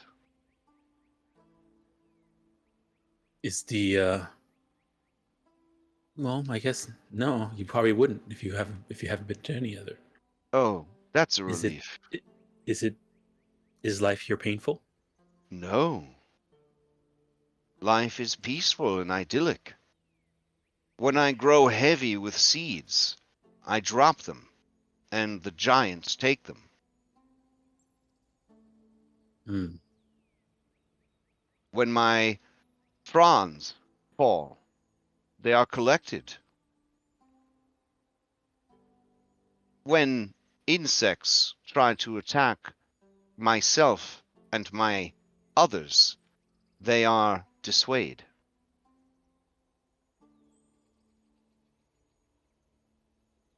Okay. Seems like a very a wonderful place to grow. Mm. Now, as far as structures go, they live in like Flintstone like stone houses. Like they look like they straight up out of like the Flintstones, just like primitive, like if cavemen had like suburban homes, like the Flintstones. Like that's the houses that they have. Okay. And I guess looking around, are there all their houses? No, are there any other houses made of wood, stuff like that? Oh, they do use wood in some of the constructions in their tools, and they do use palm fronds and things like that as necessary, and they do weave natural fibers and stuff together.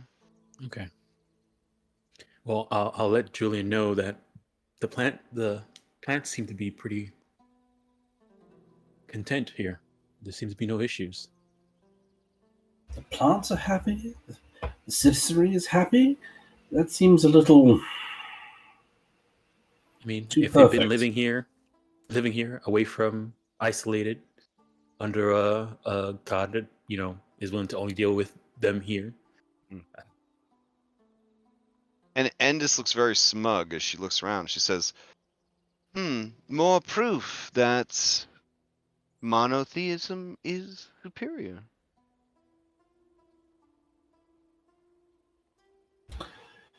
Do you not worship both Narcissus and Helios?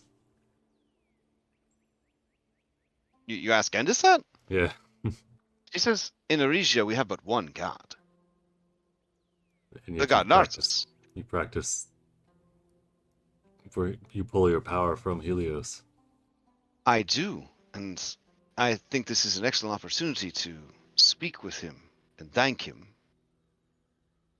But you don't worship him. No. Hmm. Not everything needs to be achieved through worship.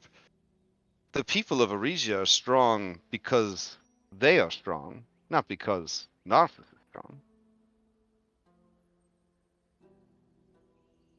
It is folly to rely on anyone else for strength. You have to find the strength within yourself. Yes, but what is the strength of allies? That is a useful tool, but in the end, one can only ever rely upon oneself. Have you met Maya? She is probably the most steadfast member of our group. Yes, but what if Maya fell in battle? What is your backup plan? We pick her back up. What if you can't? Then we get her back from the Nether Sea. Until then, Dom We would find play a out. backup character. at least you have some plan. And a plan is all very well and good, but no plan. I see Yeah. nothing unusual about this island. This is just a more primitive version of Arisia.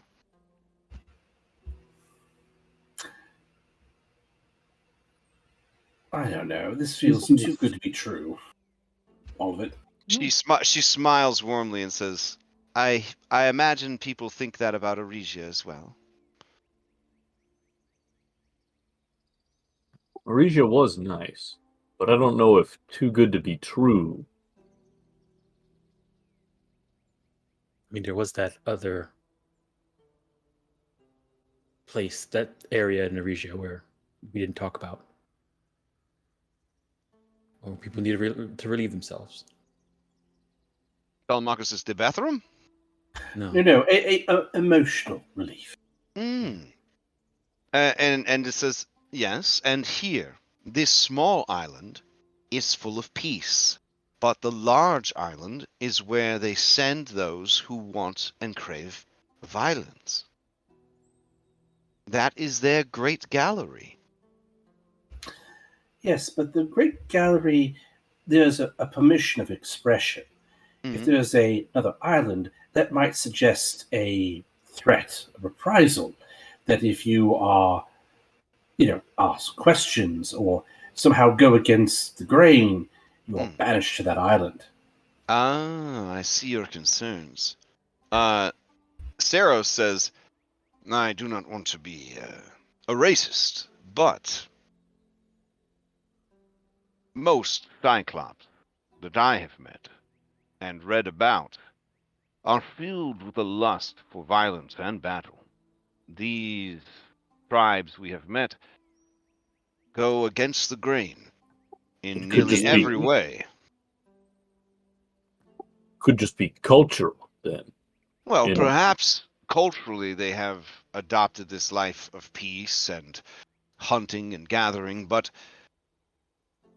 deep down, perhaps their nature craves battle.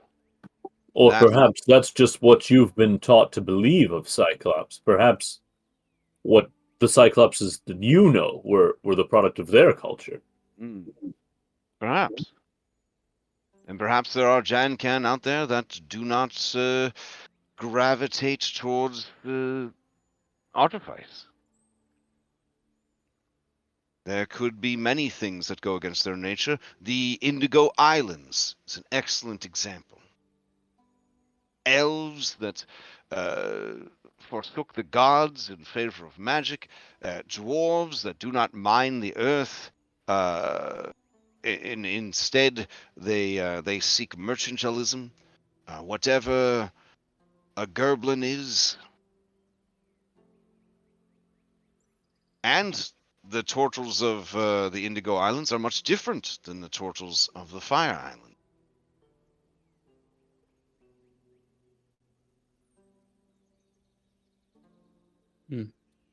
Well, I guess we'll ask Helios how about his realm when he shows up tonight. Hmm. It just seems like this place is just an out of time. I miss Fred now. Well, I tell you what, dude. Perhaps perhaps with some poking and prodding, some questioning, we can get to the core of the matter. But this seems all a bit lost. What was the play that Lotus Witch? It's all too Pleasantville. Yes, I think there's something underneath the surface, as it were. Well, I mean, it's probably because the looking how primitive a lot of this is over the course of how many years. That's probably because it's pretty set in their ways.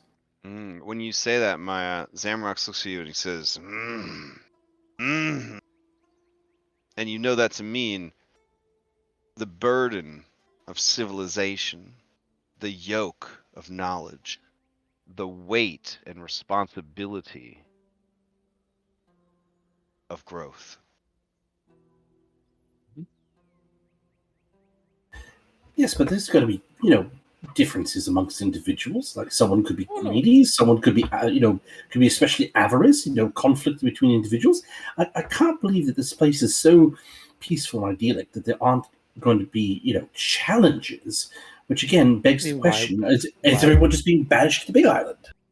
Well, I mean, why would somebody be? The reason why someone would become greedy is because they know that there's something else that they don't have. Endis says, what would they be greedy for? The ground is made of gold. They don't seem to have any sort of economy. They just share everything with everyone else.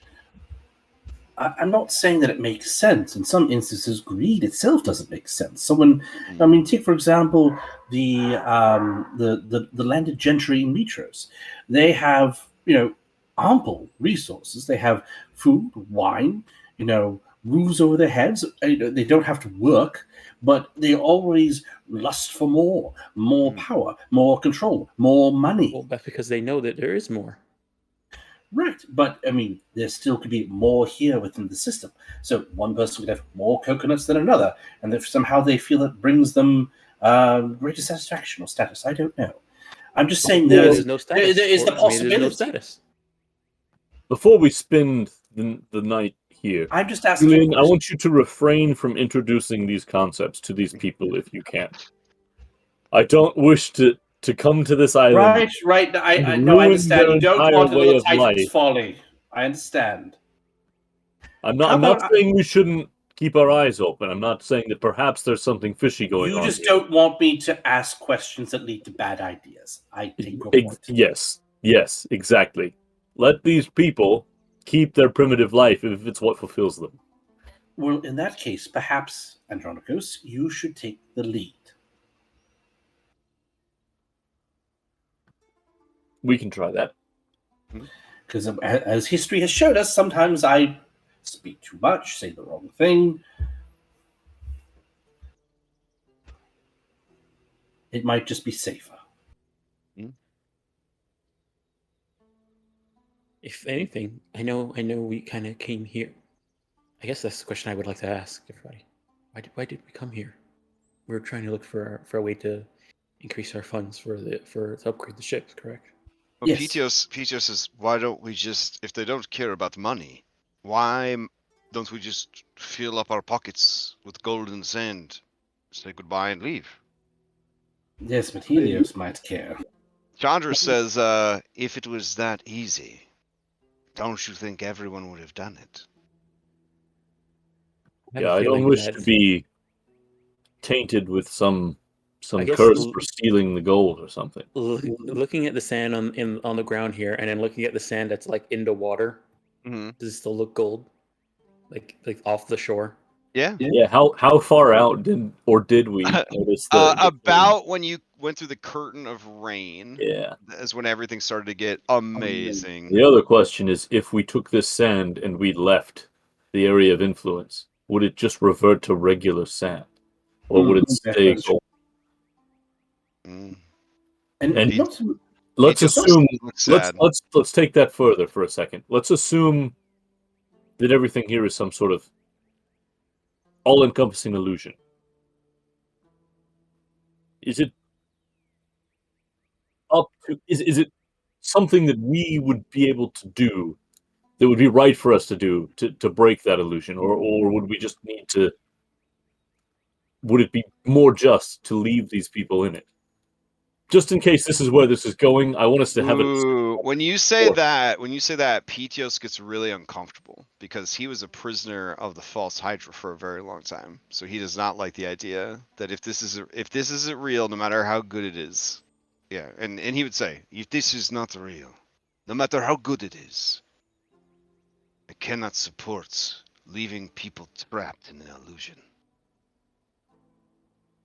There was a demonstrable negative to the illusion on Exile Island. If there isn't one to this, is it still right of us to break it? Well, I have to ask you guys. They have offered you like food and drink all day. Have you guys taken the food and drink that they've offered? I'm assuming 100% yes from Sivo. Yeah. Okay. yeah. All right. Yeah. I mean, I mean, it I, tastes. I would have no reason not to. Yeah. Same here. It tastes real and delicious. The bananas have a slight vanilla aftertaste. Well, it comes We- down we to had- choice, doesn't it? If we discover that there is an illusion, I mean, if there is no demonstrable harm, we can let them know and say, this is not, this idyllic setting is manufactured. You still wish to live in it, or would you rather have something more, more This real, more It factual? doesn't sound like that. It doesn't sound like a concept they would understand at this point. Well, just something to think about. We'll cross that bridge when we get to it. But I just wanted to broach it now in case that's something we have to be concerned with. certainly something we'll keep an eye out for. Oh, at one point, you guys are approached by a small Cyclops child who is very curious. There they go, zooming across the screen, so cute. So they go up to you, and in giant, they ask, "What are you?" Most of us are human. I am a Triton.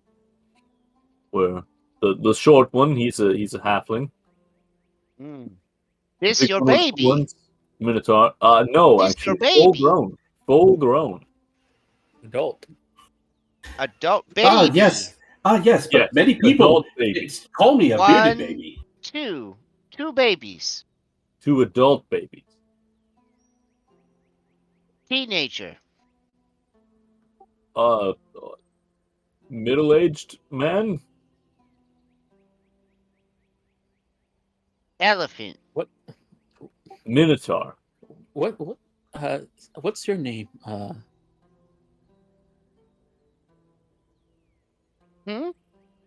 Where's your parents and what's your name?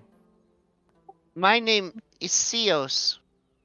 Right, Cios. Where's your parents? She points over to the shore where you see some Cyclops dragging in a massive haul of fish. Your parents are fisher.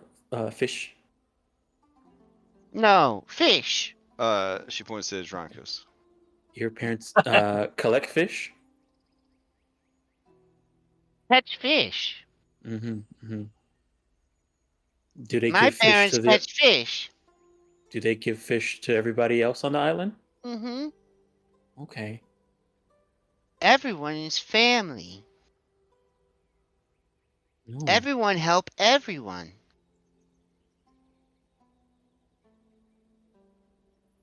Okay. Oh, Someday I will have a job too. I will collect elephant poop. Okay. You put elephant poop near the plants, and they grow stronger. It's a very important job. It sounds very important. Hmm. And all this is being said in giant, or Yeah. They do not speak common. Okay. They're too isolated to have any outside languages. Julian will, if there's like a pause in the conversation. Oh yeah, Ju- I mean, it sounds like Maya's taking time to kind of keep everybody up to date. okay. Julian will draw a tic-tac-toe square in the sand, and he will, place an X and sort of gesture to the child and see if they know the game or would be interested in trying to learn it. No. Competition.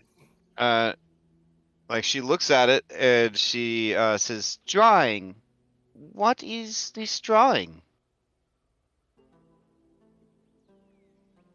Ah, artist. Artist. and she kind of runs and motions for you guys to follow. Okay.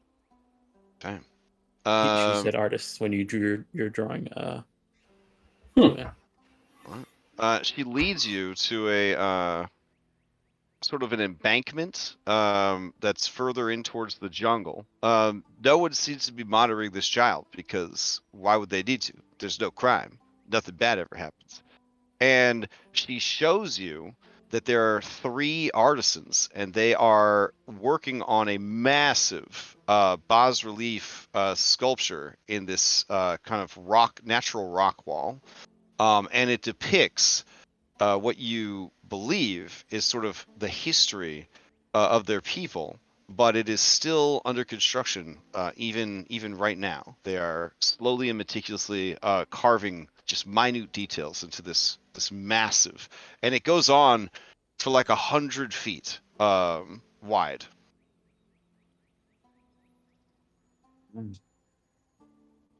Artists. Yeah, artist. Mm. Art is an important job because it uplifts and it tells stories. There are no jobs that are not useful. It's very good.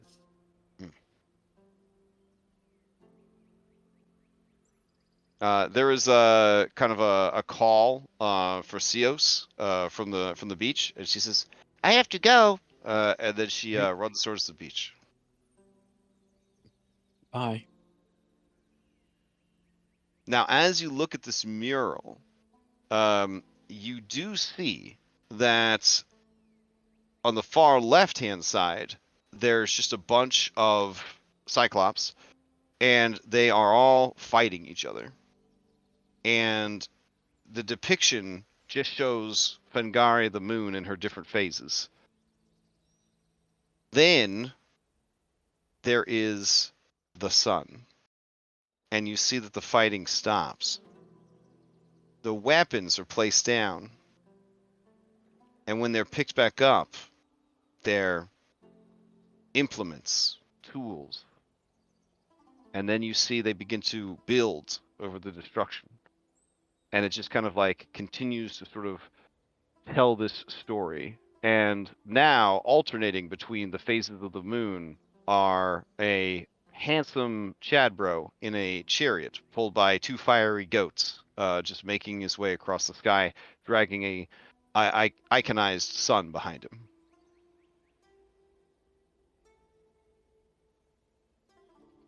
So, depending on how much time you want to spend, you can kind of get a sense of the history of these people. Looking at this, it seems like this is just me making a kind of a guess based off of this. Is that, the Cyclops here were, warring, violent, and then Helios showed up, did something that causes them to end their conflict. I don't know what that something is. Now, Julian, you do feel some vindication staring at the at this kind of bas-relief mural, because occasionally there are depictions of violence and then the depiction of Helios burns those transgressors. Well, that's wholesome.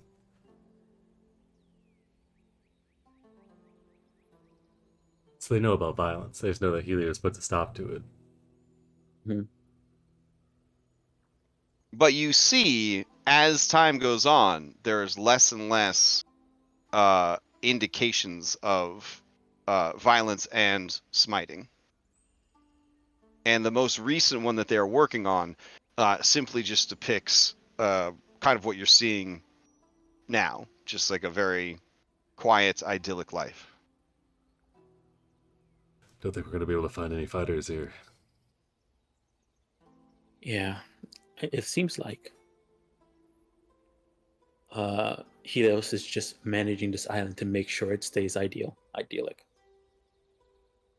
Whether that is removing people who don't follow in that ideal society.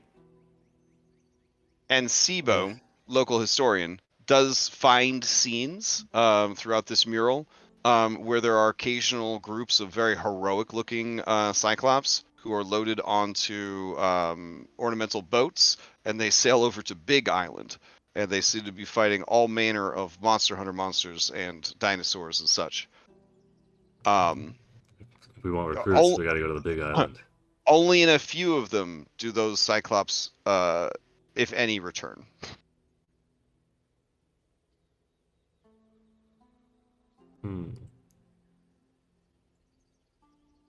Maybe we can see if we can. Could you ask the child if any of the Cyclops that have returned from the big island, if any of them are around? Oh, I mean, yeah, she ran back to the beach. You got to track her down. You can find another kid if you want to, or just people. I mean, I'll just find an adult, Okay. whoever was throwing us around before, who told us about him in the first place, and see if they have him. We can find a more worldly resident. Yeah. Any Cyclops that have traveled to the large island that return, are they still here on this island? Alive? Oh, yeah. She says, or they say, excuse me. Oh, yes. You want to speak to a great hunter? Mhm. Yes, I will find you Haralambos.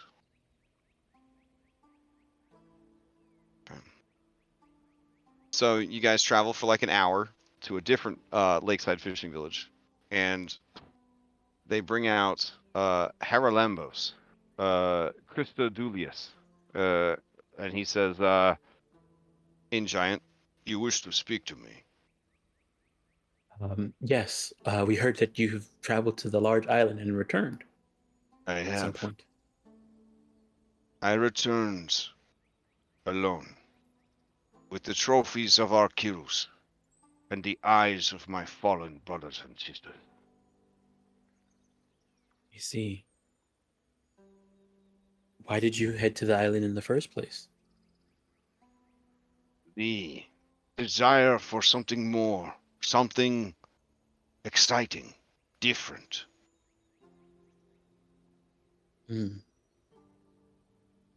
Was it worth it to go to the island? When you ask him that, his face looks pained. Like you've asked him a question he often asks himself. And he says,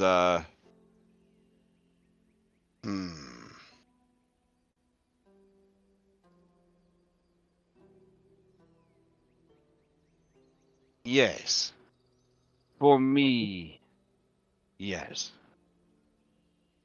For I carry with me those stories, those experiences. And when a day grows long and tiresome, I remember. I am reminded what value peace has. I see.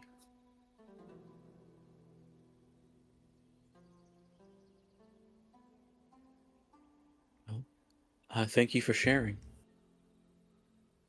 Mm.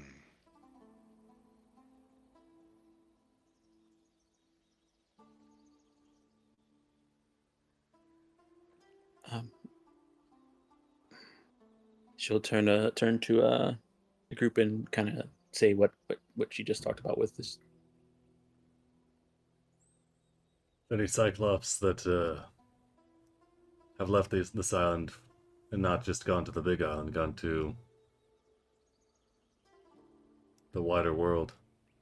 Oh, do you ask Haralambos that? Yeah, or I'll see if Yeah, we can get a translate. if I'll Mm. translate that question for him. Few ships come here, but sometimes, yes. Have you established trade with any, perhaps the Indigo Isles or the mainland? No.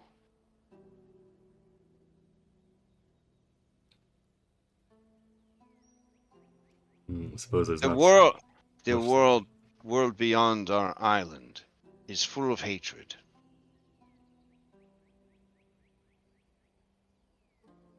It is full of strife and sorrow. None can agree.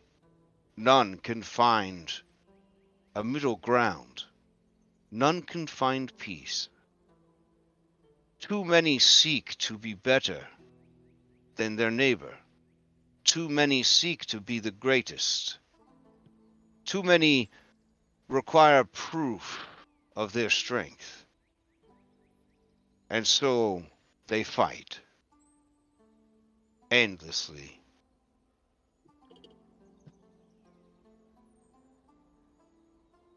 Here, all are equal. All are valued. And he raises his hands in a Y and looks up at the sun. He starts to cry a little, so overcome.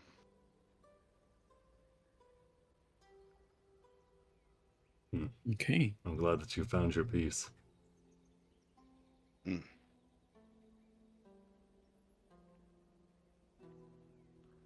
He looks at you and he says, I hope someday you can find peace too, warrior. Or just grimaces at that.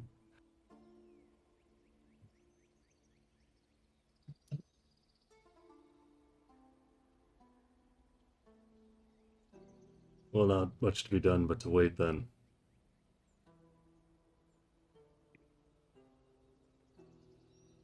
Yeah. Seems like this is just a Okay. society that has been molded to make sure it stays peaceful. So as the afternoon wears on, you guys are approached by a cyclops that makes your breath catch in your throat. But it is not the Gigan of Fate. His brother. All right, so this guy does seem to wear different clothes. He's not wearing peasant attire _001 male or female. He is wearing high priest _001. And his robes seem to be made out of liquid gold and embellished with reds and oranges and a little bit of purple. As he approaches you, he says, you, in Giant, he says this, you seek audience with Helios. We do. This was told Yes. to me. I have prayed. He would much like to have you for dinner. Is this- For dinner or and have us as guests at dinner? Is there I some am place to- you would want us to meet? I am to take you to his grove of feasting, that you may feast with him.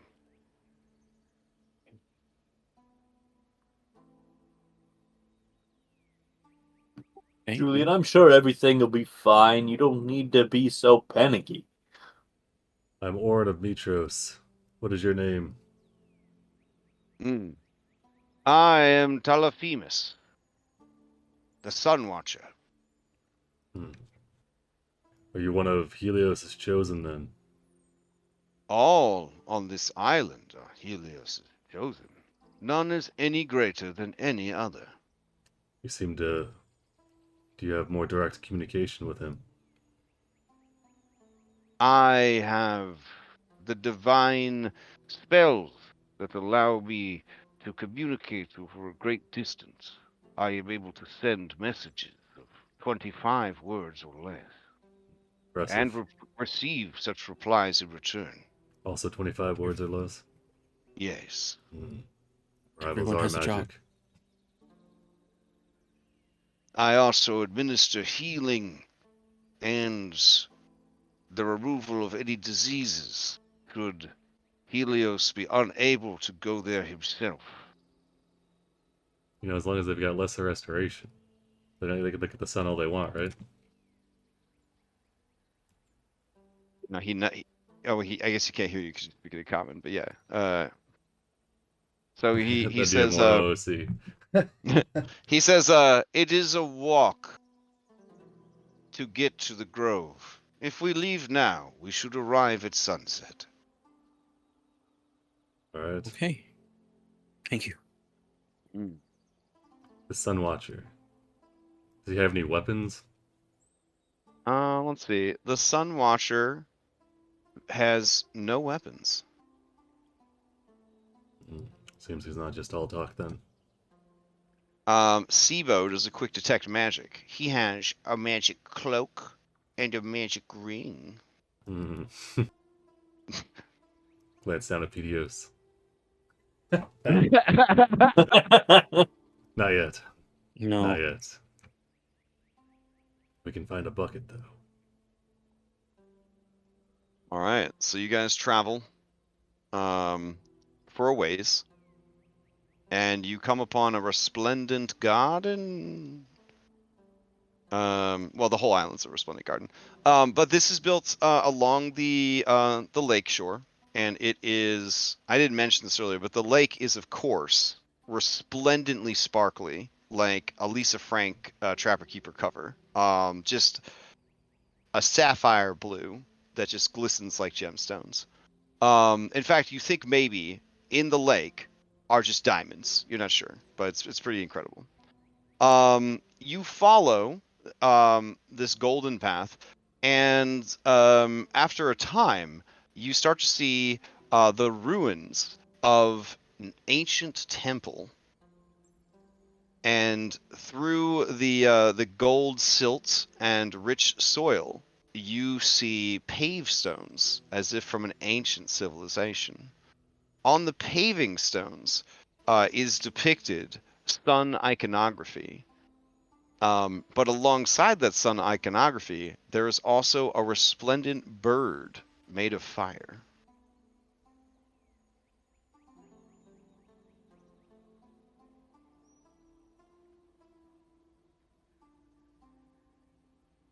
All right. What sort of So, bird is that, Sibo? let's see. Do a history check on Sibo real quick. I can roll that. Oh, I'm sorry. I didn't know if you were AFK or not. No, I'm back. all right. With his history check, he says, if I didn't know any better, I think that is the phoenix. It's not a real creature, but there are legends that there was a bird that embodied the element of fire, and that when it, if it died, it would just start its life all over again as an egg. It was an undying creature. It represented rebirth and renewal, life and death. Interesting that an Really? immortal god would have such a creature in its favor. Well, but what when we were in Indigo Islands and we looked up the history of the Titans, did they mention anything about Helios back then? I don't know. You guys have the actual writings from that. Yeah. Let's see. I don't think it did. I don't think it did. But the sun's probably been around for a while. That's what I'm saying. Yeah, we just Maybe needed it first, before the Titans. Yeah, it's kind of what Orange trying to puzzle out. I'm Okay. thinking maybe this was here before the Titans. Telephemus says, you may take a seat. We have already set the table. Hopefully there is something that you would enjoy. And you see this Mad Hatter fucking setup where every chair is different and there is all manner of strange and unusual foods, including an entire ass shark just laid out on the table. There are all the plates are different, all of the cups are different. There's brown gravy, but really nothing that goes with brown gravy. It's just weird. There's grapes. There's a plate that literally just has a massive eggplant on it. There's another plate that has a banana. There is one chair that looks large enough for a huge creature, and it is apparently made entirely of gold. You get the sense that, maybe since it's at the head of the table and it's made of gold. Anyways, Telephemus encourages you to go and take a seat.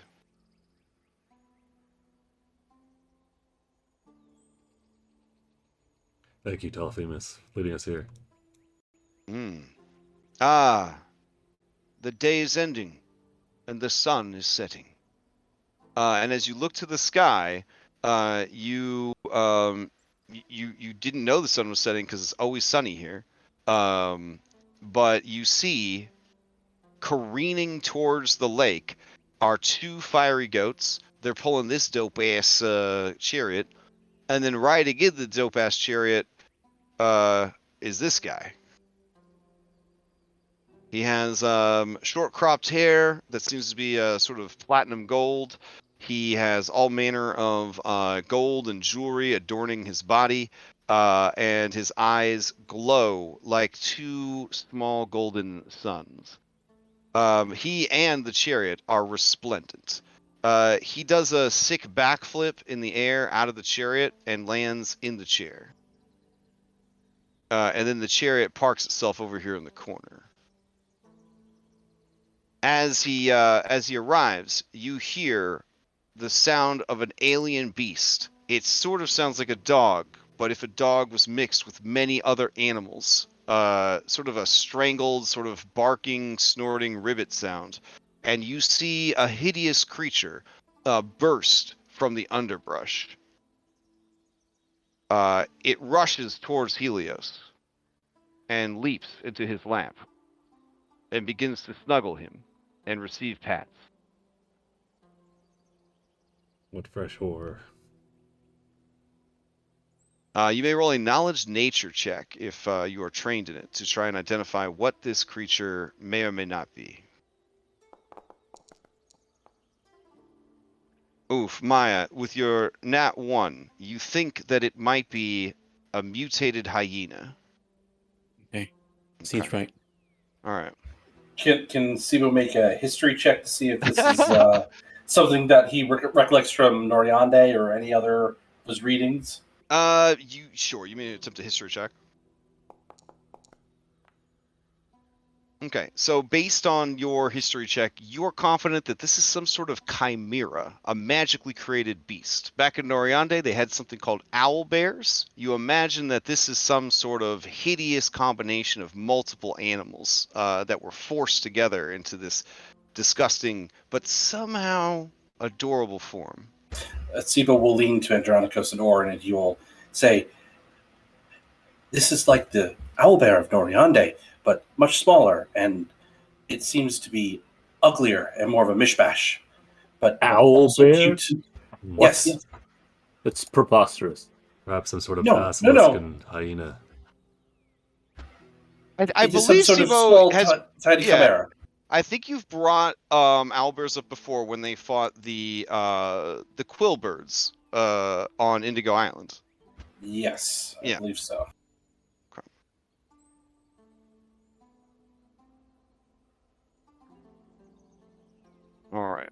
So your And I beacon feel like takes a Sibo would seat- be like working up like detect magic. Oh yeah. Let's see.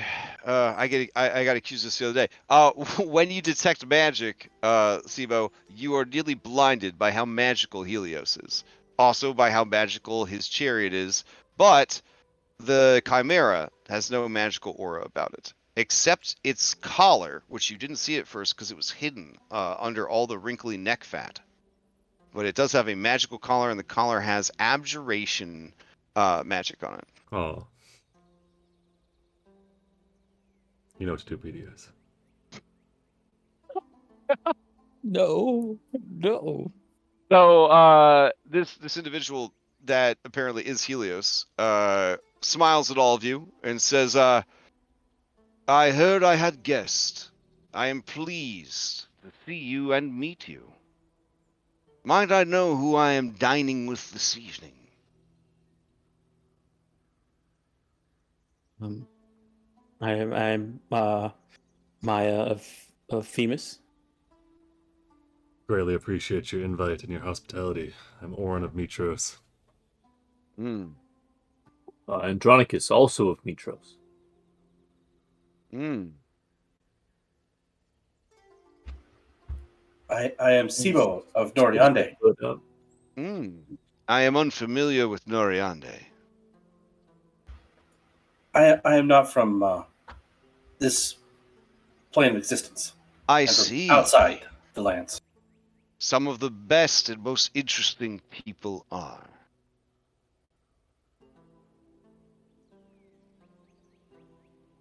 So you have met others from outside of Themis. Of course. This land pulls in many.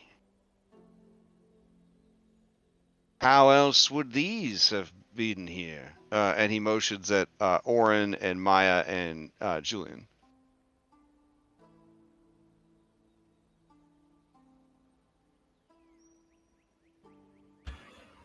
And Julian will nod and say, I am Julian of Mitros. And then he will shut up. Hmm. These Okay. are our companions. Oh, Yeah. Yeah. So Steros would say, I am Steros, one of the few Jankan left. I seek knowledge, and I'm humbled by your hospitality. And Endis says, I am Endis of Arigia.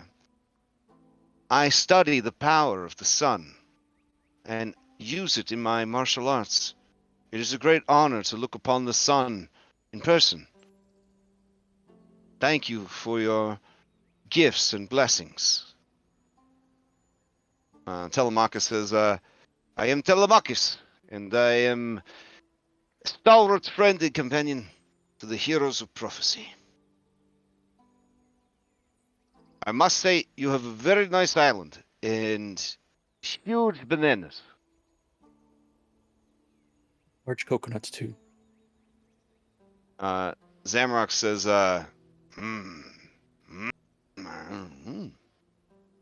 and Helios nods, and you can tell that he's flattered.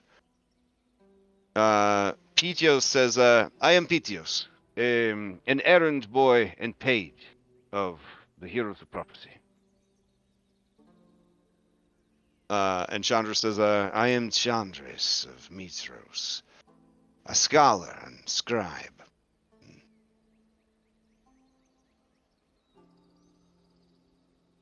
All right. So Helios says, yeah, I am Helios, god of the sun, and this is Olive, my closest friend. what is Olive doing? Just loving life, just so fucking happy. Like, you're not sure that Olive has a brain because, like, you can't imagine any creature on Earth being able to sustain that level of joy constantly. If I know pugs and heat for being in the sun, I imagine there's a lot of heavy breathing. She actually doesn't seem bothered by it. Hmm. Ooh, could be an abjuration. Ab- Color, the resist fire. Fire. God dang. All right. You do seem to have a very wonderful island here. Your subjects we were do shown- seem to we be were shown pleased. around. I am pleased to hear that. I know that in Mitros you have 7 gods. It must be a lot to keep track of. 7?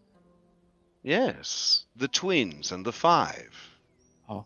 Last I checked, they had agreed to share worship amongst all of Thylea as one unified pantheon. I'm They sorry, did. when was that you checked last? When their squabbles had ended. Yes, they did agree to that, but they put a time limit on it. A pity. But For- I am aware of the time limit. For the twins have both visited me, independent of each other, to try and secure my loyalties in the renewed violence that is to come. Theria has been here. In my dreams, she haunts me, often. Hmm. You are not the only one. Haunting people is kind of just her MO.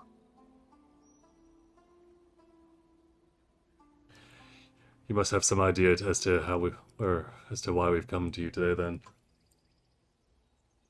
Then, if you seek my aid in the battle that is to come, I will again say as I have said every time, in every conflict. My days of violence are over. And my people know only a life of peace. it is comforting knowing that you'll be taking a neutral stance, as always. Mm. Do you know if? Okay, I'm blanking on the name of the moon goddess. Fengari. Fengari. Fengari? Do you know Yeah. if Fengari is holding a similar viewpoint? Of course. None can tolerate her for her weeping. Her sorrow is contagious.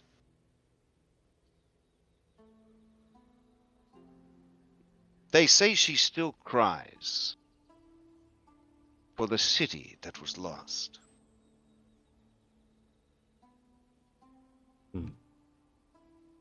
I'm sorry. Our lives are very, very short. We don't recall any. What city is that? The city of the sirens. Long I see. ago. It once floated in the clouds. I admired the craftsmanship of such a splendor. But they gained the ire of Sidon and were cast down from the skies and drowned in the seas. Those that survived the drowning were curs. Their angelic forms twisted by Lutheria into the harpies and sirens you know today. But in the past, they were resplendent. And he sets Olive down on the table, and he stands up, and he flexes, and you see these beautiful golden angel wings pop out of his back, and he does like a model flex, so you can see like, you know, fucking abs and how like fit he is. And he kind of like poses like a fucking Renaissance statue. I see. Yeah. Olive is just chowing down this entire fucking shark, just trying to eat the whole fucking shark. Going for like the eyeballs first, I'm sure.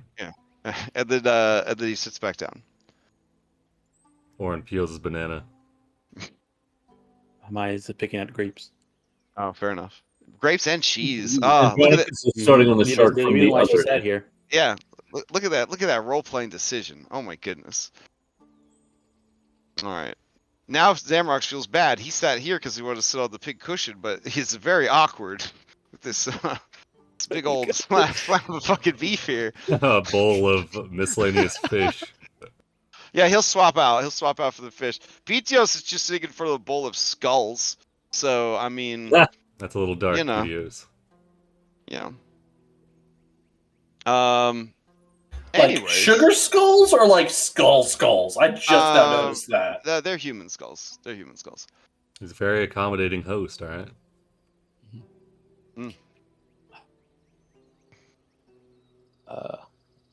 Well, We're hoping also. Oh, sorry, go ahead. well, if I understand, and we respect we understand that and it is comforting that you are going to remain neutral in the coming conflict. But Mm. would it be you being too involved is to just give us some knowledge about the world that might help us during You this come conflict? you come to ask for questions 3. He cocks an eyebrow. Oh, I know what that means. She looks at the rest. Maya looks at the rest of the group. Or nods.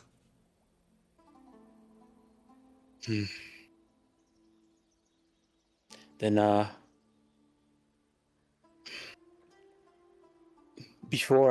guess asking this question would also count as asking a question as well. No, I do not play such games. I will not let you ask the questions of me until you finish my trials 3. That answers the question I was going to ask. If there were going to be trials. But of course, knowledge is the greatest treasure.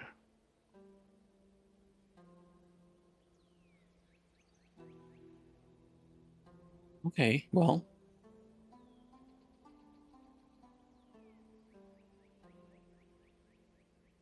She looks at the rest of the group. Is this something we'd want to do? It is.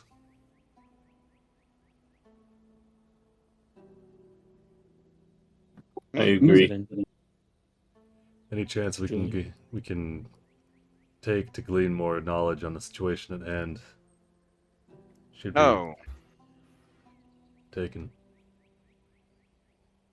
Excellent. And he kind of looks at all of you and he says, you do not necessarily need ask for information if there's something else that you seek. And as he says that, he kind of like, moves his fingies around, and you see so many kind of gold coins and gems sort of like trickle between his fingers and like fall and then disappear.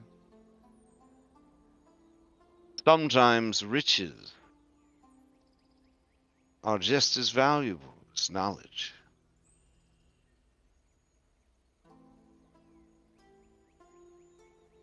You have tasks or challenges for us, and our terms are negotiable.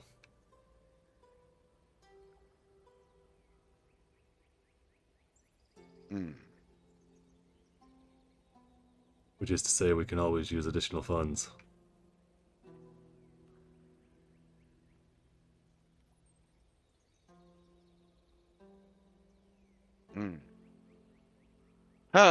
Well, if you are interested in the trials that I might set before you, then I suppose I will tell you.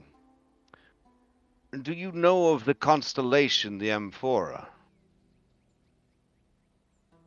Orin does not. It's a yeah. Chandris looks a little embarrassed. He says, Andrew,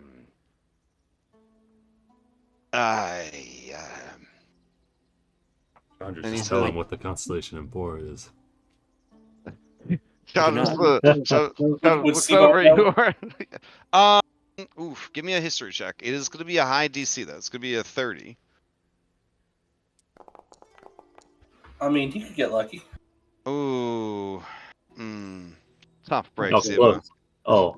Hold on. He would succeed at a cost if he had to. All right. Oh, man. He thinks he's got it. Maybe. He's doubting himself, though. That indicates the island of gold. I don't know if Sibo would tell anybody that, or You just watch Chandris flounder. or if he would try to help Chandra down here or upstage him. I don't know what he would do. I think you see. You think what? Cut out. You think what? Wait, what happened? Oh no, we've People lost. came in and shut him down before he could do it. Oh man. All right. So Helios would say, it leads to the island of gold. Hmm. The island of gold is a land of temptation, with a heart blackened by greed so powerful and pervasive, it has poisoned the entire region. From its golden beaches to its petrified gold leaf jungle, to the palace along its marble cliffs. It is a land of splendorous wealth, but avarice is a terrible sin to commit to, and one should be wary if they attempt to navigate its treacherous coves to plunder its many riches. I do not seek the cursed riches of this land. I seek the end of a life that rules the island. There is a Medusa by the name of Midas. He was once a powerful Dragonlord. He was their acquisitions expert, he says, looking right at Pedios. But he and his dragon were eventually consumed by greed.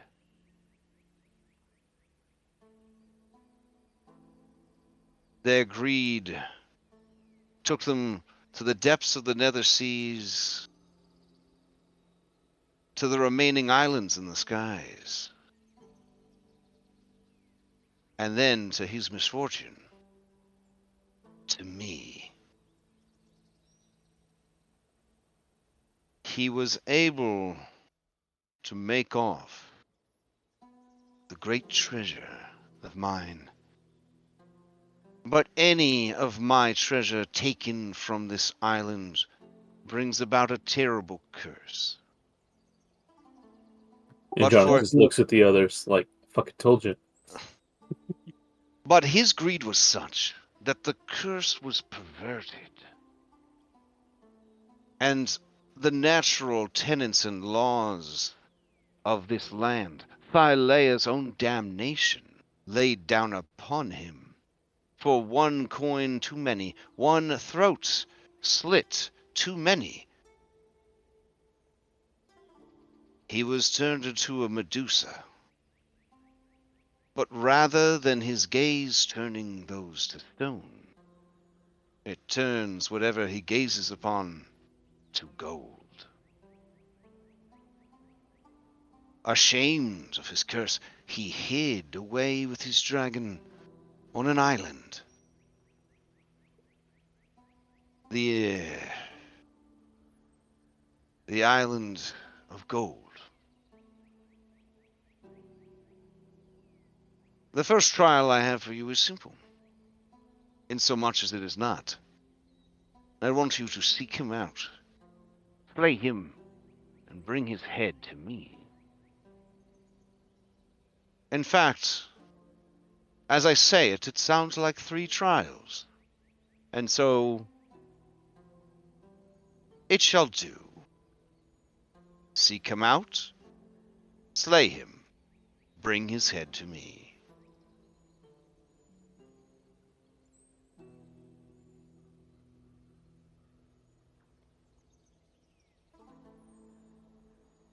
Hmm. Hmm. And this Midas was a previous Dragon Lord. Yes?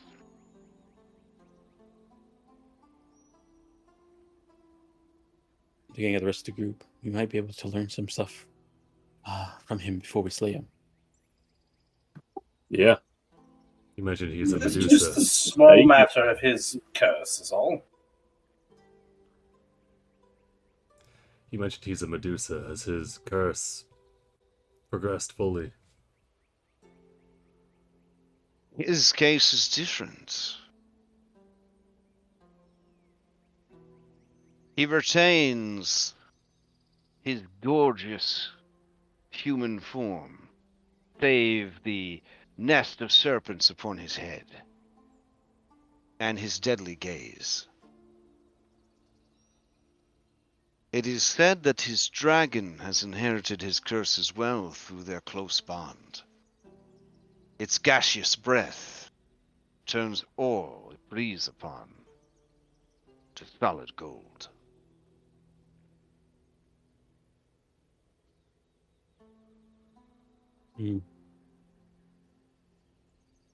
What of his mind? His mind was warped long before the curse. It is said that both he and his dragon succumbed. The dragon's innate desire for gold. And his voice gets real, like, creepy when he says that. Insight check. Okay. Yeah, give me an or it's insight already check. like looking over to Julian and Maya, like, all right, Yeah, same lie, here. lie detector Okay. crew. Where's my insight button? There it is. Oh my goodness.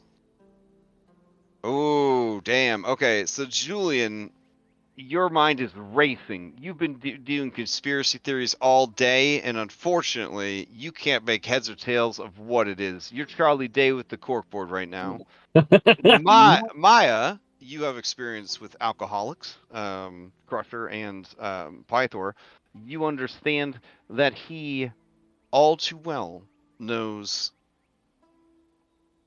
the desire and the greed that can grip an individual. What avarice and lust can do to a person. What damage it can cause.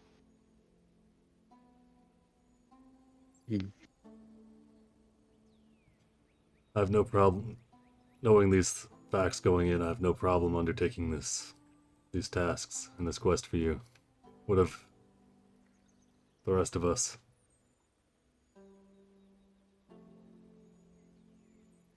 I don't want to look around at the other hop.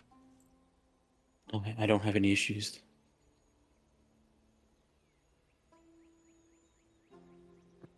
I don't either. One thing though. Oh, wait, looks at Julian and Sibo first before she speaks.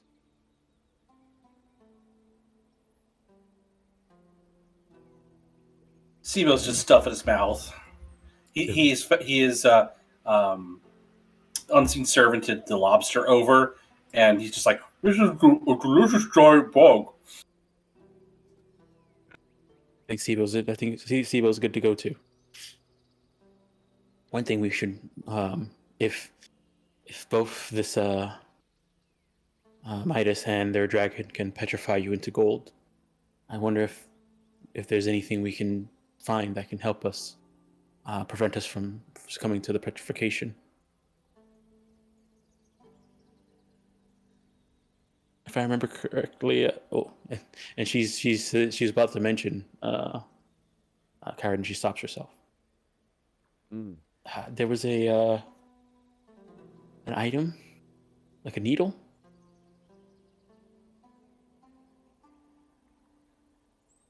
Helios says, you speak of the golden needle. That would remove a normal petrification. But this is something different. The gold you would be transformed into is cursed.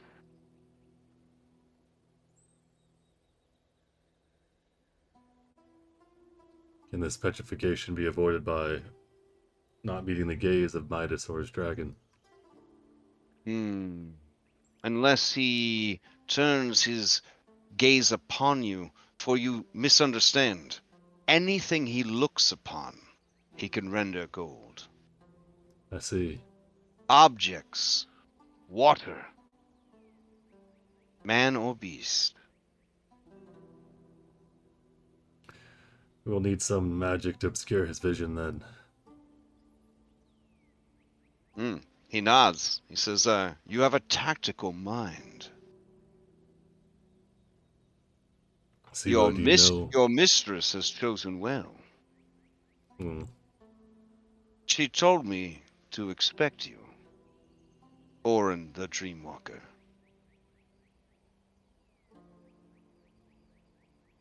I appreciate the compliment.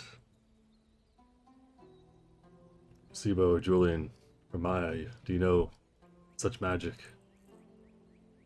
Let me see if I have darkness. That'd be a good one.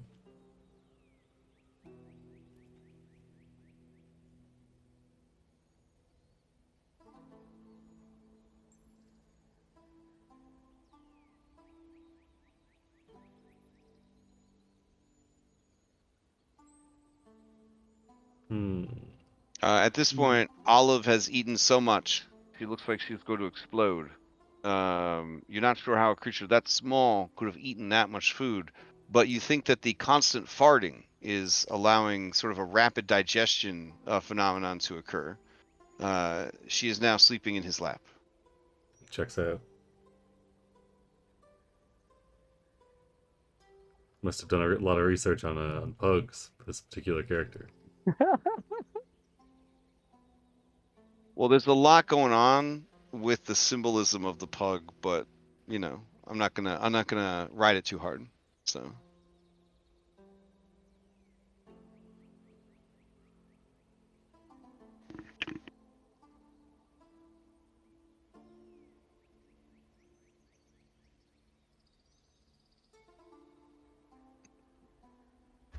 I don't have anything specifically, but sometimes, mundane solutions work as well.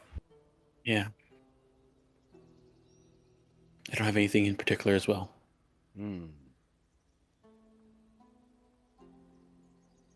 Well, I'm sure that you'll figure it out. And that will give you plenty of time to formulate your 3 questions that I will answer to the best of my ability, without breaking any of Thylea's laws.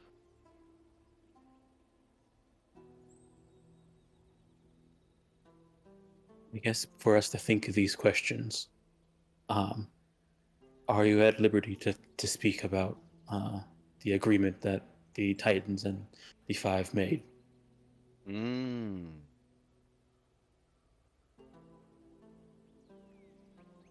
He smiles and says, perhaps. Okay.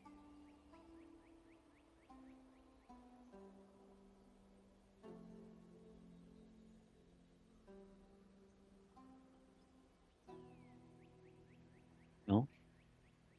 This is a wonderful arrangement that was made here, and definitely want to work on these grapes and cheese. Very nice. He nods to you and says, only the finest for Thylea's chosen.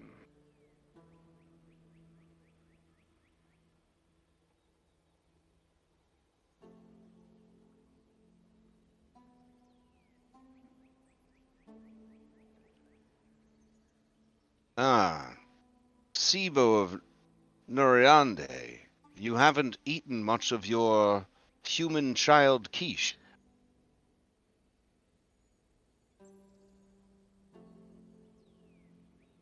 I did not know that that's what it was. I was just fascinated with the sea bugs. I had Talaphemus do a legend lore on each of you. This came up in your dossier, that you ate a kid once and liked it.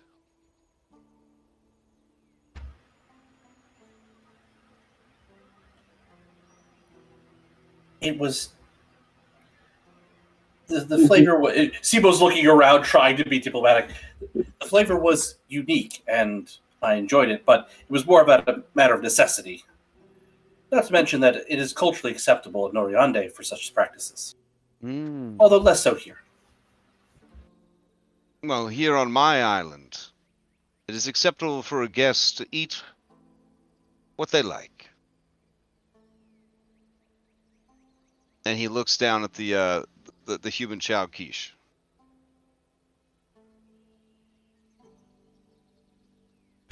I guess Sibo will like cut himself a hefty slice.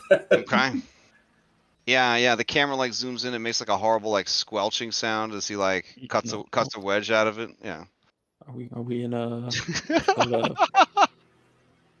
what is it? Sibo, I think that's in poor taste. He's like, no, they taste excellent. That's not what I'm talking about. Hannibal Lecter. All right. Well, Helios, you guys, it's a little weird because you know it's nighttime in your hearts, but it is daytime. Very daytime right now. Yeah. I think Sibo will put it back after the protests of the dirty looks from the group. Because it was a whole thing back when it happened, so. It is at this point that if you are looking around, you do see that Chandris and Zamrox are enjoying buttered toast, and they seem to be enjoying it with much vigor once they discovered it was on the table. Endis is eating unseasoned potatoes. They must not have had rice. Hey, she's treating herself, okay? She's on vacation. So. All right. Do you guys have anything else that you want to ask him or engage with him? He seems pretty chill. Yeah.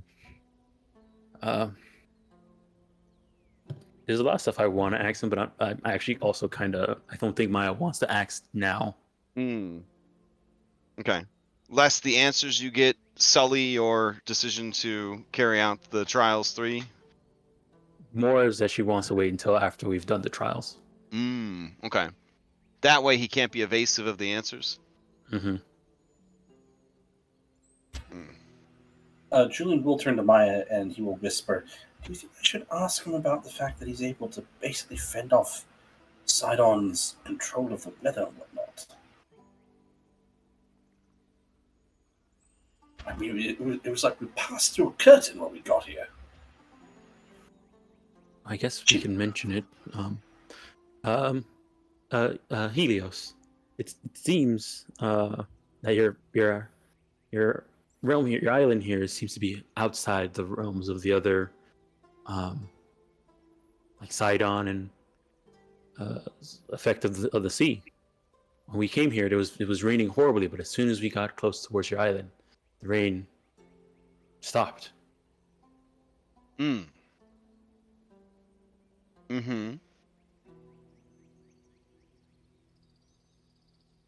Oh. Yes. Well, this island is my own little piece of Thylea. I perform a great service for her every day, and thus I have earned and continue to secure her respect. Her children know when to leave well enough alone. Though the girl can't help but torment and tease. She desires me in nearly every way you could imagine. But I have nothing to offer her. And it vexes her greatly.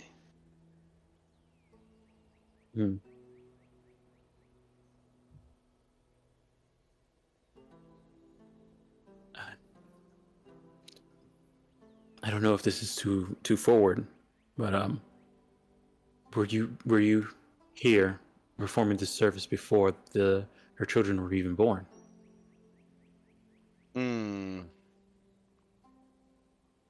Why don't you complete the trials 3 before asking such questions? I see.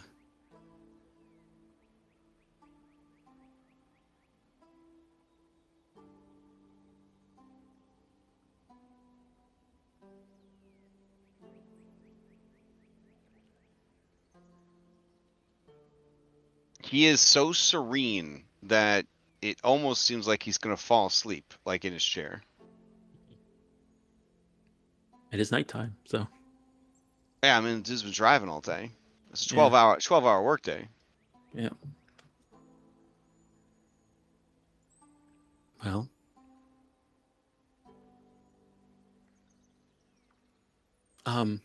I do have a question. I don't know if this is might be another one of those wait till the trials are done, but your other island over there, I've heard that some of the your subjects head over there to kind of relieve their sense of adventure. Yes. Um, It is a menagerie of some of the most exciting and fascinating creatures that I myself have encountered in this land. we Many of them were gifts from the would-be suitor, Lutheria. I don't know if you've met the Lotus Witch, but she also keeps a menagerie of creatures that she is. Yes, we are friends on Raid Shadowed Legends. See, I am not sure if you're familiar with that magical device. yes, she did show it to us before.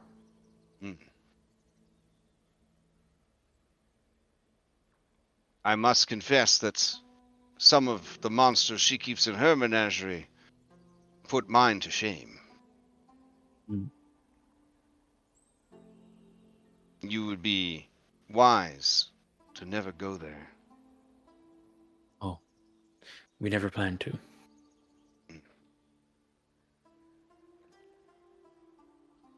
But if you would like to go on a safari of sorts, you have my permission to hunt the island. Perhaps you could create weapons and armor for your upcoming battle from the remains of those mighty beasts. Yeah. Generous offer. We may take you up on that.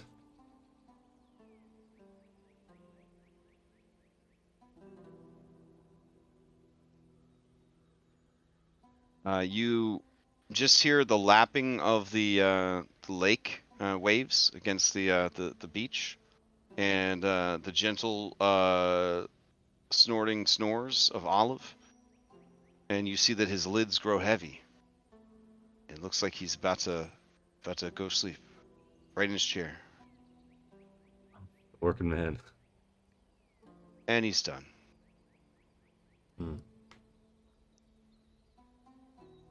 We're in place. Banana peel on the on a plate. Pushes back his chair. Yeah, Talaphemus says, "My master must rest. He is tired from his great and important burden. I will take you back to the beach.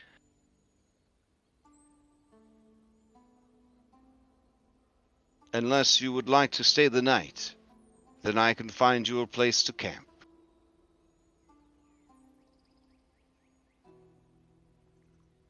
Looking at the rest of the group, do we want to camp and then head to his menagerie, or head to the location of this island of gold?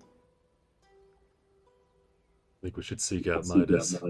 Well, we also know how to get to the other island here, if that's something we want to wander around a bit.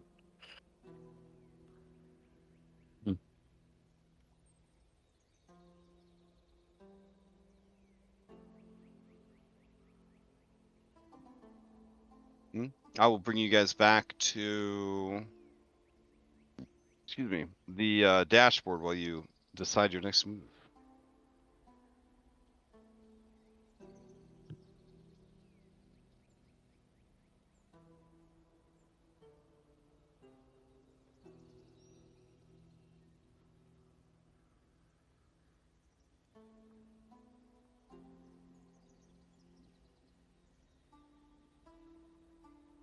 I mean, while we're here, we could go to the menagerie, and maybe there's something enough. Maybe an item we get from one of the creatures there can also give us some more money in the meantime. Before we head to the island. Try and head to the island of gold. Alternatively, we could, just try and head to the island of gold, but we need to figure out a way to deal with his gaze. And as well as the gold petrifying breath weapon from his dragon.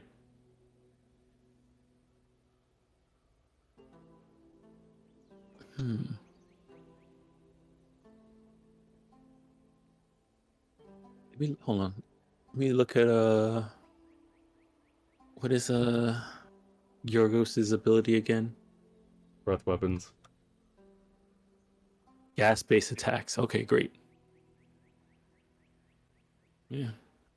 Yeah. Jorgos, one more job. Wait, has Gorgos' side quest been done? Yes. Oh, did I not level up his ability? Hold on. I thought I did. Hold on.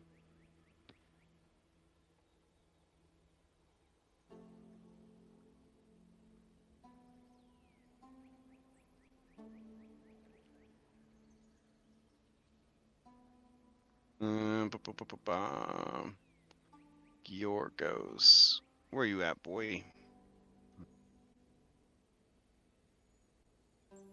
Yorgos of the underworld. Fat and dumb but well-meaning. Okay, that's a little hurtful. Let's see. Adjusted to the smell. Everyone gets advantage of saving throws against poison status and gas-based attacks. Yeah, that would help you against the dragon for sure. Be declared by Orin's best friend, and have Orin mean it. I guess the real question is, did you really mean it, Orin? Yeah, now that I'm reading it, I don't know about best friend. Oh. Best friend that's currently around, sure. Dang. Yeah, it's what he Well, when means it. Orin said that, it was after he'd been separated from him for a long time, and he got back from That's true.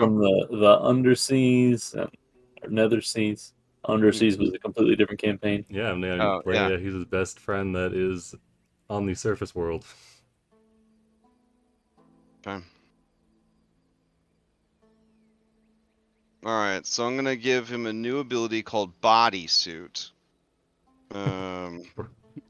As an action, you don Yorgos as a Dick suit. fleshy suit of armor. This grants you 50 temp HP. And resistance to necrotic damage. No. Okay. Oh no.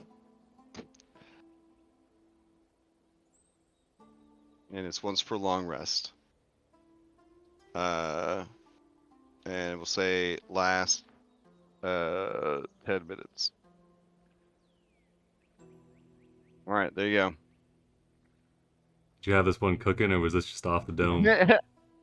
No, this is inspired by someone wearing Yorgos as a fucking suit of armor before. I think Telemachus and Yeah, Sibo we have did both done it. Telemachus, yeah. Sibo also wore him to the Chimera Queen. Take a short rest within him. So it's canon. Yep. 50 temp HP. I mean, that's not too bad there. All right. It's pretty good. I mean, if we could find some way to create a darkness spell AoE, that'd be pretty good. Could you check a Sibo's spell list? I thought maybe he had it at some point. He probably. I'm pretty sure swapped it out. Sibo. I've got Fog Cloud. Ooh, Fog Cloud could work. Fog Cloud's actually better than darkness because But if he can turn goldness, if he can turn water into gold, could he turn your fog cloud into gold? Good question. But if he's able to do that, then he's just got a sphere of gold around him. Yeah, I mean, it would just be gold. It would just be gold dust, right? Well, it would be yeah. I guess would it still float? Ooh. And obscure, or would it just fall to the ground at that point? Well, not to get too science, but the particles would be heavier, sure, because they'd be gold. So it would probably reduce the duration significantly. Okay. Yeah. Sadly, his ability is borderline beholder, right? So like, it's gonna require a lot of like house ruling with you know, I turn everything to Looking gold kind of deal. Yeah. Well, fog cloud normally lasts an hour, so even reduced. Oh yeah. How many It'll last. times? Yeah, it'll last for the fight for sure. How many Yeah. times can Mhm. Andronicus produce Great. this fog cloud? Once, Hmm. because it's a Yeah, it's innate straight spell up. casting. You sure this Yeah, doesn't get it's added to your ratio. spell list? Okay. So Pedios does ask you on the way out if he should steal Olive ? Or No, like nothing. That collar, nothing. though. Okay. Nothing yet. Well, he's concerned that if he takes the collar, Olive might be incinerated. So Yeah, okay, never mind. yeah. Wait till we get the questions answered. Yeah, after we get the questions answered, and He maybe does on tell the you. other. He does tell you something though. He says, "I might not have stolen anything from this island, but it has stolen something from me. My heart." This does seem like it'd be a good place. It seemed like it would be a nice place to retire.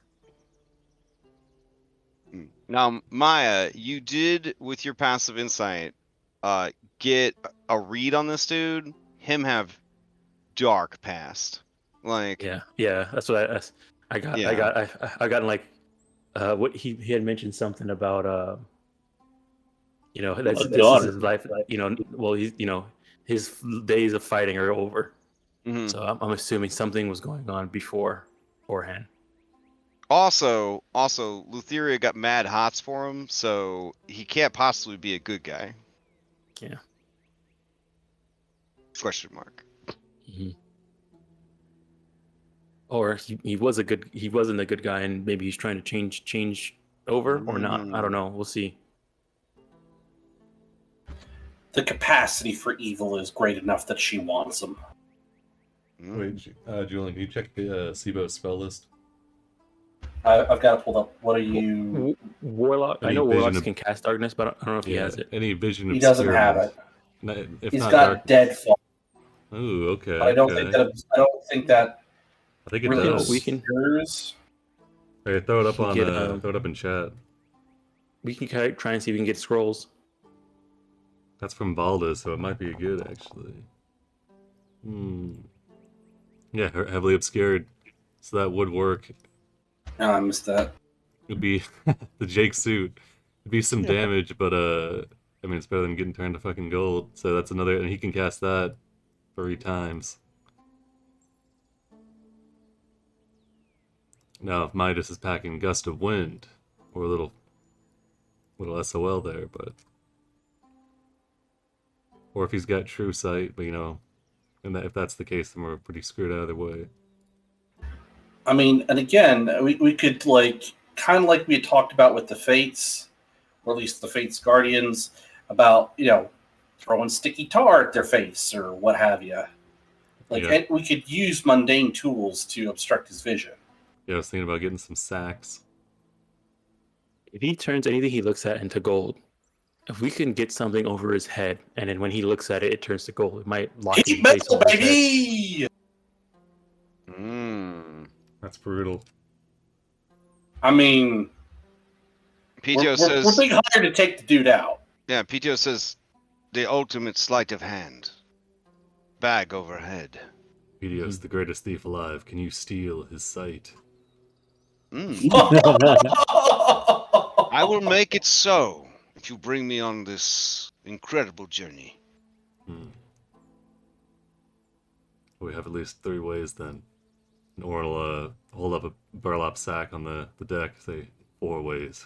You will need a very big sack, depending on the size of his snakes. That's fair. You also need something to tie that sack over. Tie that sack. Don't worry, got it covered.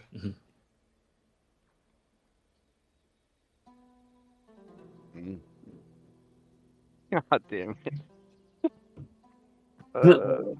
I just got the rope reference, like the very subtle rope reference. Beautiful.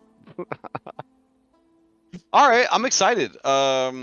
I didn't get to run this with Prime, so Isle of Gold. All right. Wow, they skipped out on fighting something that looks at you and turns you to gold. Yeah, sounds. I They, mean, they also skipped out on Exile Island. Yeah. Wow, what a shame that one. Yeah, they really missed missed out. out on the good stuff there. They could have been Hmm. pre-traumatized for whatever eventual trauma they made it into. Yeah, they rolled up. They were like, something's fucky, and then they headed out. To be so carefree. Alright. it's a Here pretty in Hop, chill, we can't resist a moral quandary. Yeah. Don't worry, this island will definitely have some moral quandaries for you. Is it? How much is it? The Isle of So we get Gold more. is what I'm referring to. Oh, okay. We get Yeah. Nightfall, and we end up having moral quandaries too. So I don't know. Is it? God, I Well was so done. twisted after that session. What happened? I was mentally twisted after that session. Oh, yeah, fair. Alright. Fortunately, you joined another game where you don't get put into moral quandaries anymore. Curse of Strahd Nightfall, am I right? All right, good stuff. Yeah, that's what you're talking. That's what you're talking about. Yeah, that's what I'm Both, referring both, to. both games were in. We're moral quandary. Mm. So Friday night, I play an idiot barbarian. So it's just sort of like, what would an idiot barbarian do? Rage and hit things. So It's very liberating. It's very It liberating. is. For a plan of I mean- attack. Oh, sorry, good. I frequently wish I was Hellebore in real life, because then I would feel detached from real morality and just be motivated only by treasure. So, yeah. All right, sorry. Keep going. For a plan of Could be attack, the what next we Jeff plan to do? Bezos. We plan to take out Midas or his dragon first. I feel like the Midas would be the harder target to deal with if they could just look at you like that. Yeah, the dragon, we have no real way to stop the breath from hitting us. Midas we can at least lock down, but if he makes it outside of one of the clouds and regains his vision, we'll have an issue. Need to focus pretty His heavily breath- on keeping him put, having him stay put. The dragon's breath might also take away the clouds as well. Guess depends if it's more of a rolling poison or a forceful. With any regard, we need to stay close I guess to one thing we should Andronicus. probably do is, if Midas was a Dragonlord, is there any information about him prior to while he was a Dragonlord? Mm. Don't recall seeing him at Tillamook. Me neither. Well, he wouldn't be there because he didn't die. He was cursed and was living. Correct. I think he would have been mentioned at least one of the other stories. Maybe. I mean, that's the thing. Is like close proximity to a group or to a person, you can be like, oh well, I'm a hero of prophecy, is what Corinna or Pitios or any of our team members could say because of close proximity. But are they really? So I think they are. Yeah, what was that supposed to mean, Julian? well, I'm saying it's out of character, but no, but I mean, Julian's point would be is that while we embrace all of our BT members, others might not view them as being heroes of prophecy. So it's like, and so just out of close proximity, someone gains a reputation of being part of a group. Oh, he has a dragon, so I'm thinking he is part of them. But I mean, something initially motivated this guy to sign up and go to war against the Titans. Maybe we can try and reach out to that shred of humanity if there's anything left. Maybe he offs himself, saves us the trouble. Considering how greedy he was, that led him to this. I'm not sure. Well, he may have remorse. He may have guilt Yeah. over being cursed. I mean, he may not feel bad about hurting others, but he may feel bad about a situation. And, you know, with presented with enough nasty fucking shit in his head, he may just be like, fine. Situation You know? similar to Xander, you mean? Yeah. Well, we're at time, but if you guys head back to the ship and are having this conversation, Kyra would tell you what she knows about Midas, if you wanted to know before we end the session. Yeah, sure. Okay. So she says Midas was once a powerful Dragonlord, equal to many of the warriors in the Dragonflight, where Dragonlords such as Xander and Rhizon adventured for glory and to protect the settler races of Thylea. And the Archalanders sought to satisfy their bloodlust and their desire for dominion. Midas was solely consumed by greed. He desired material wealth like none other, and he amassed the greatest treasures of all the Dragonlords. He was their quartermaster and treasurer, and allegedly hid a great deal of the treasure from the Order in hidden caches throughout the world. In the end, he was cursed, as you've heard from Helios. But I don't understand what Helios is saying about his dragon, because his dragon tried to stop him and tried to escape, and Helios turned it to gold. Not Helios, sorry. Midas turned the dragon to gold. In fact, he used the gold from that dragon for the foundation of his palace. That dragon's name was Chrysos, and he was a sweet boy, and he deserved better.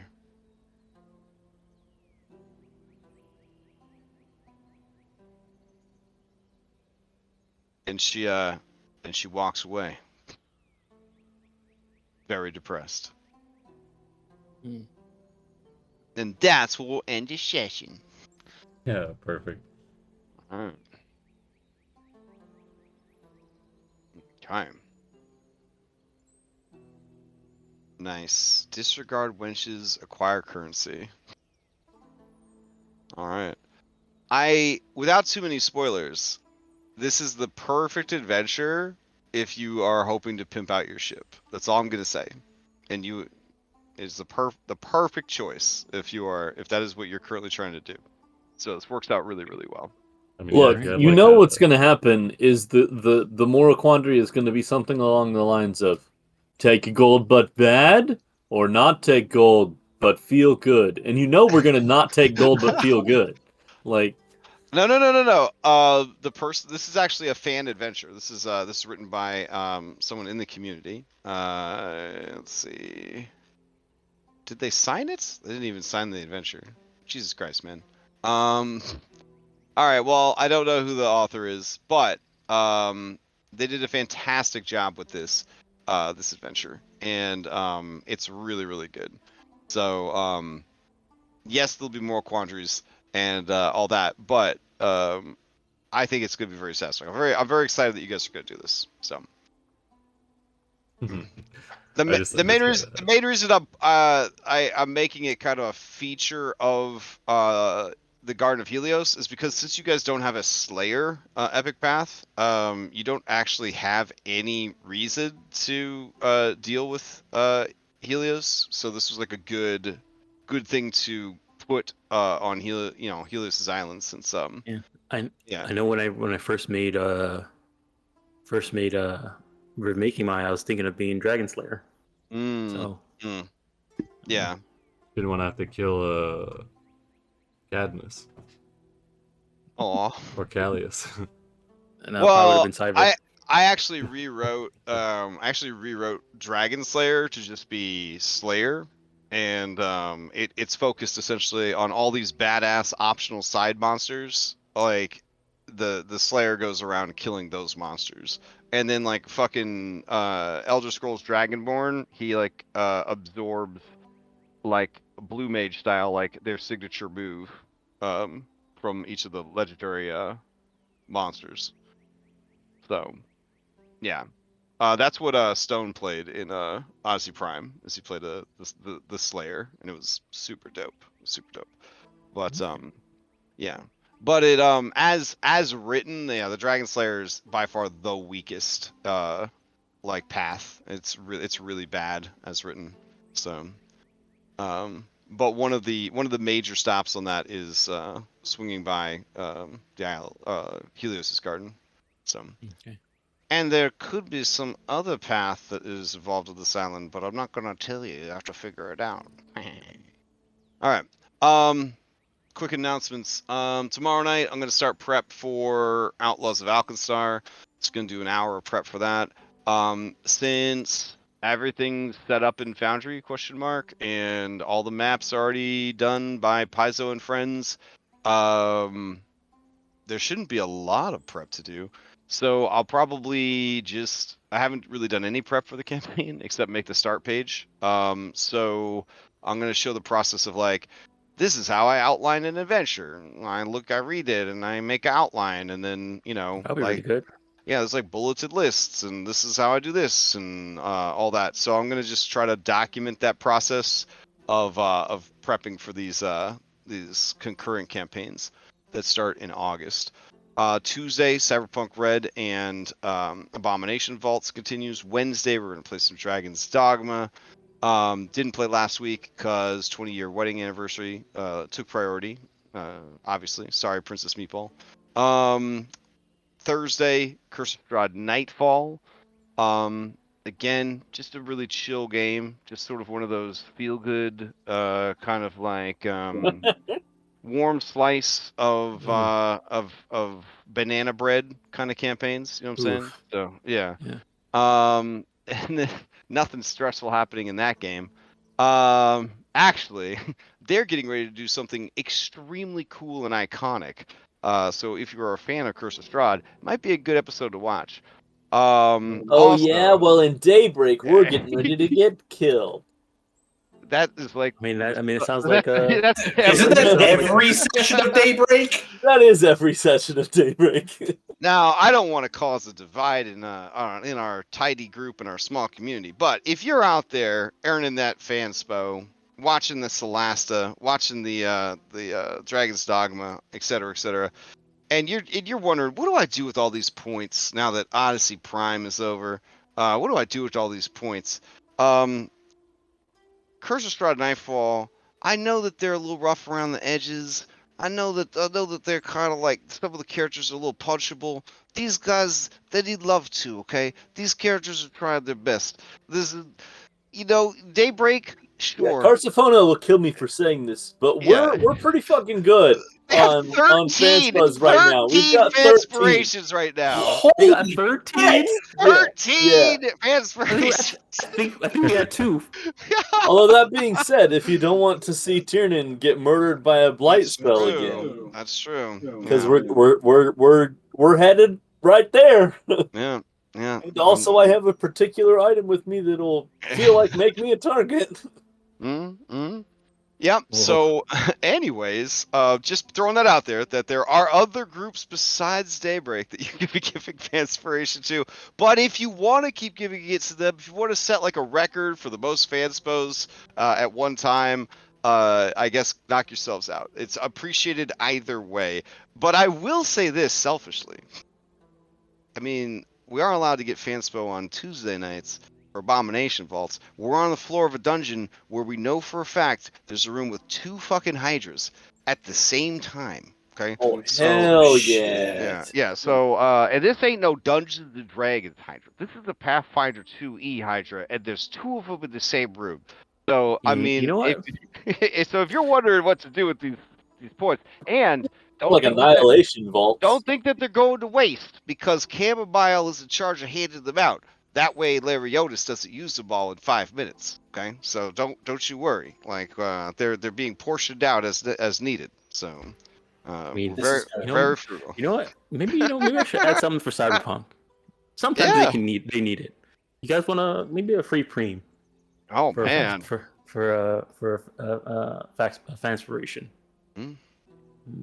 I think what I was going to use them for in Pathfinder 2 was obviously just to get hero points. Yeah. was what I was going to use them for. Because it just seems like an easy one. But yeah, I don't know. I am going to be using this hero point deck, but I feel like that might be a little OP for Fanspos. But maybe.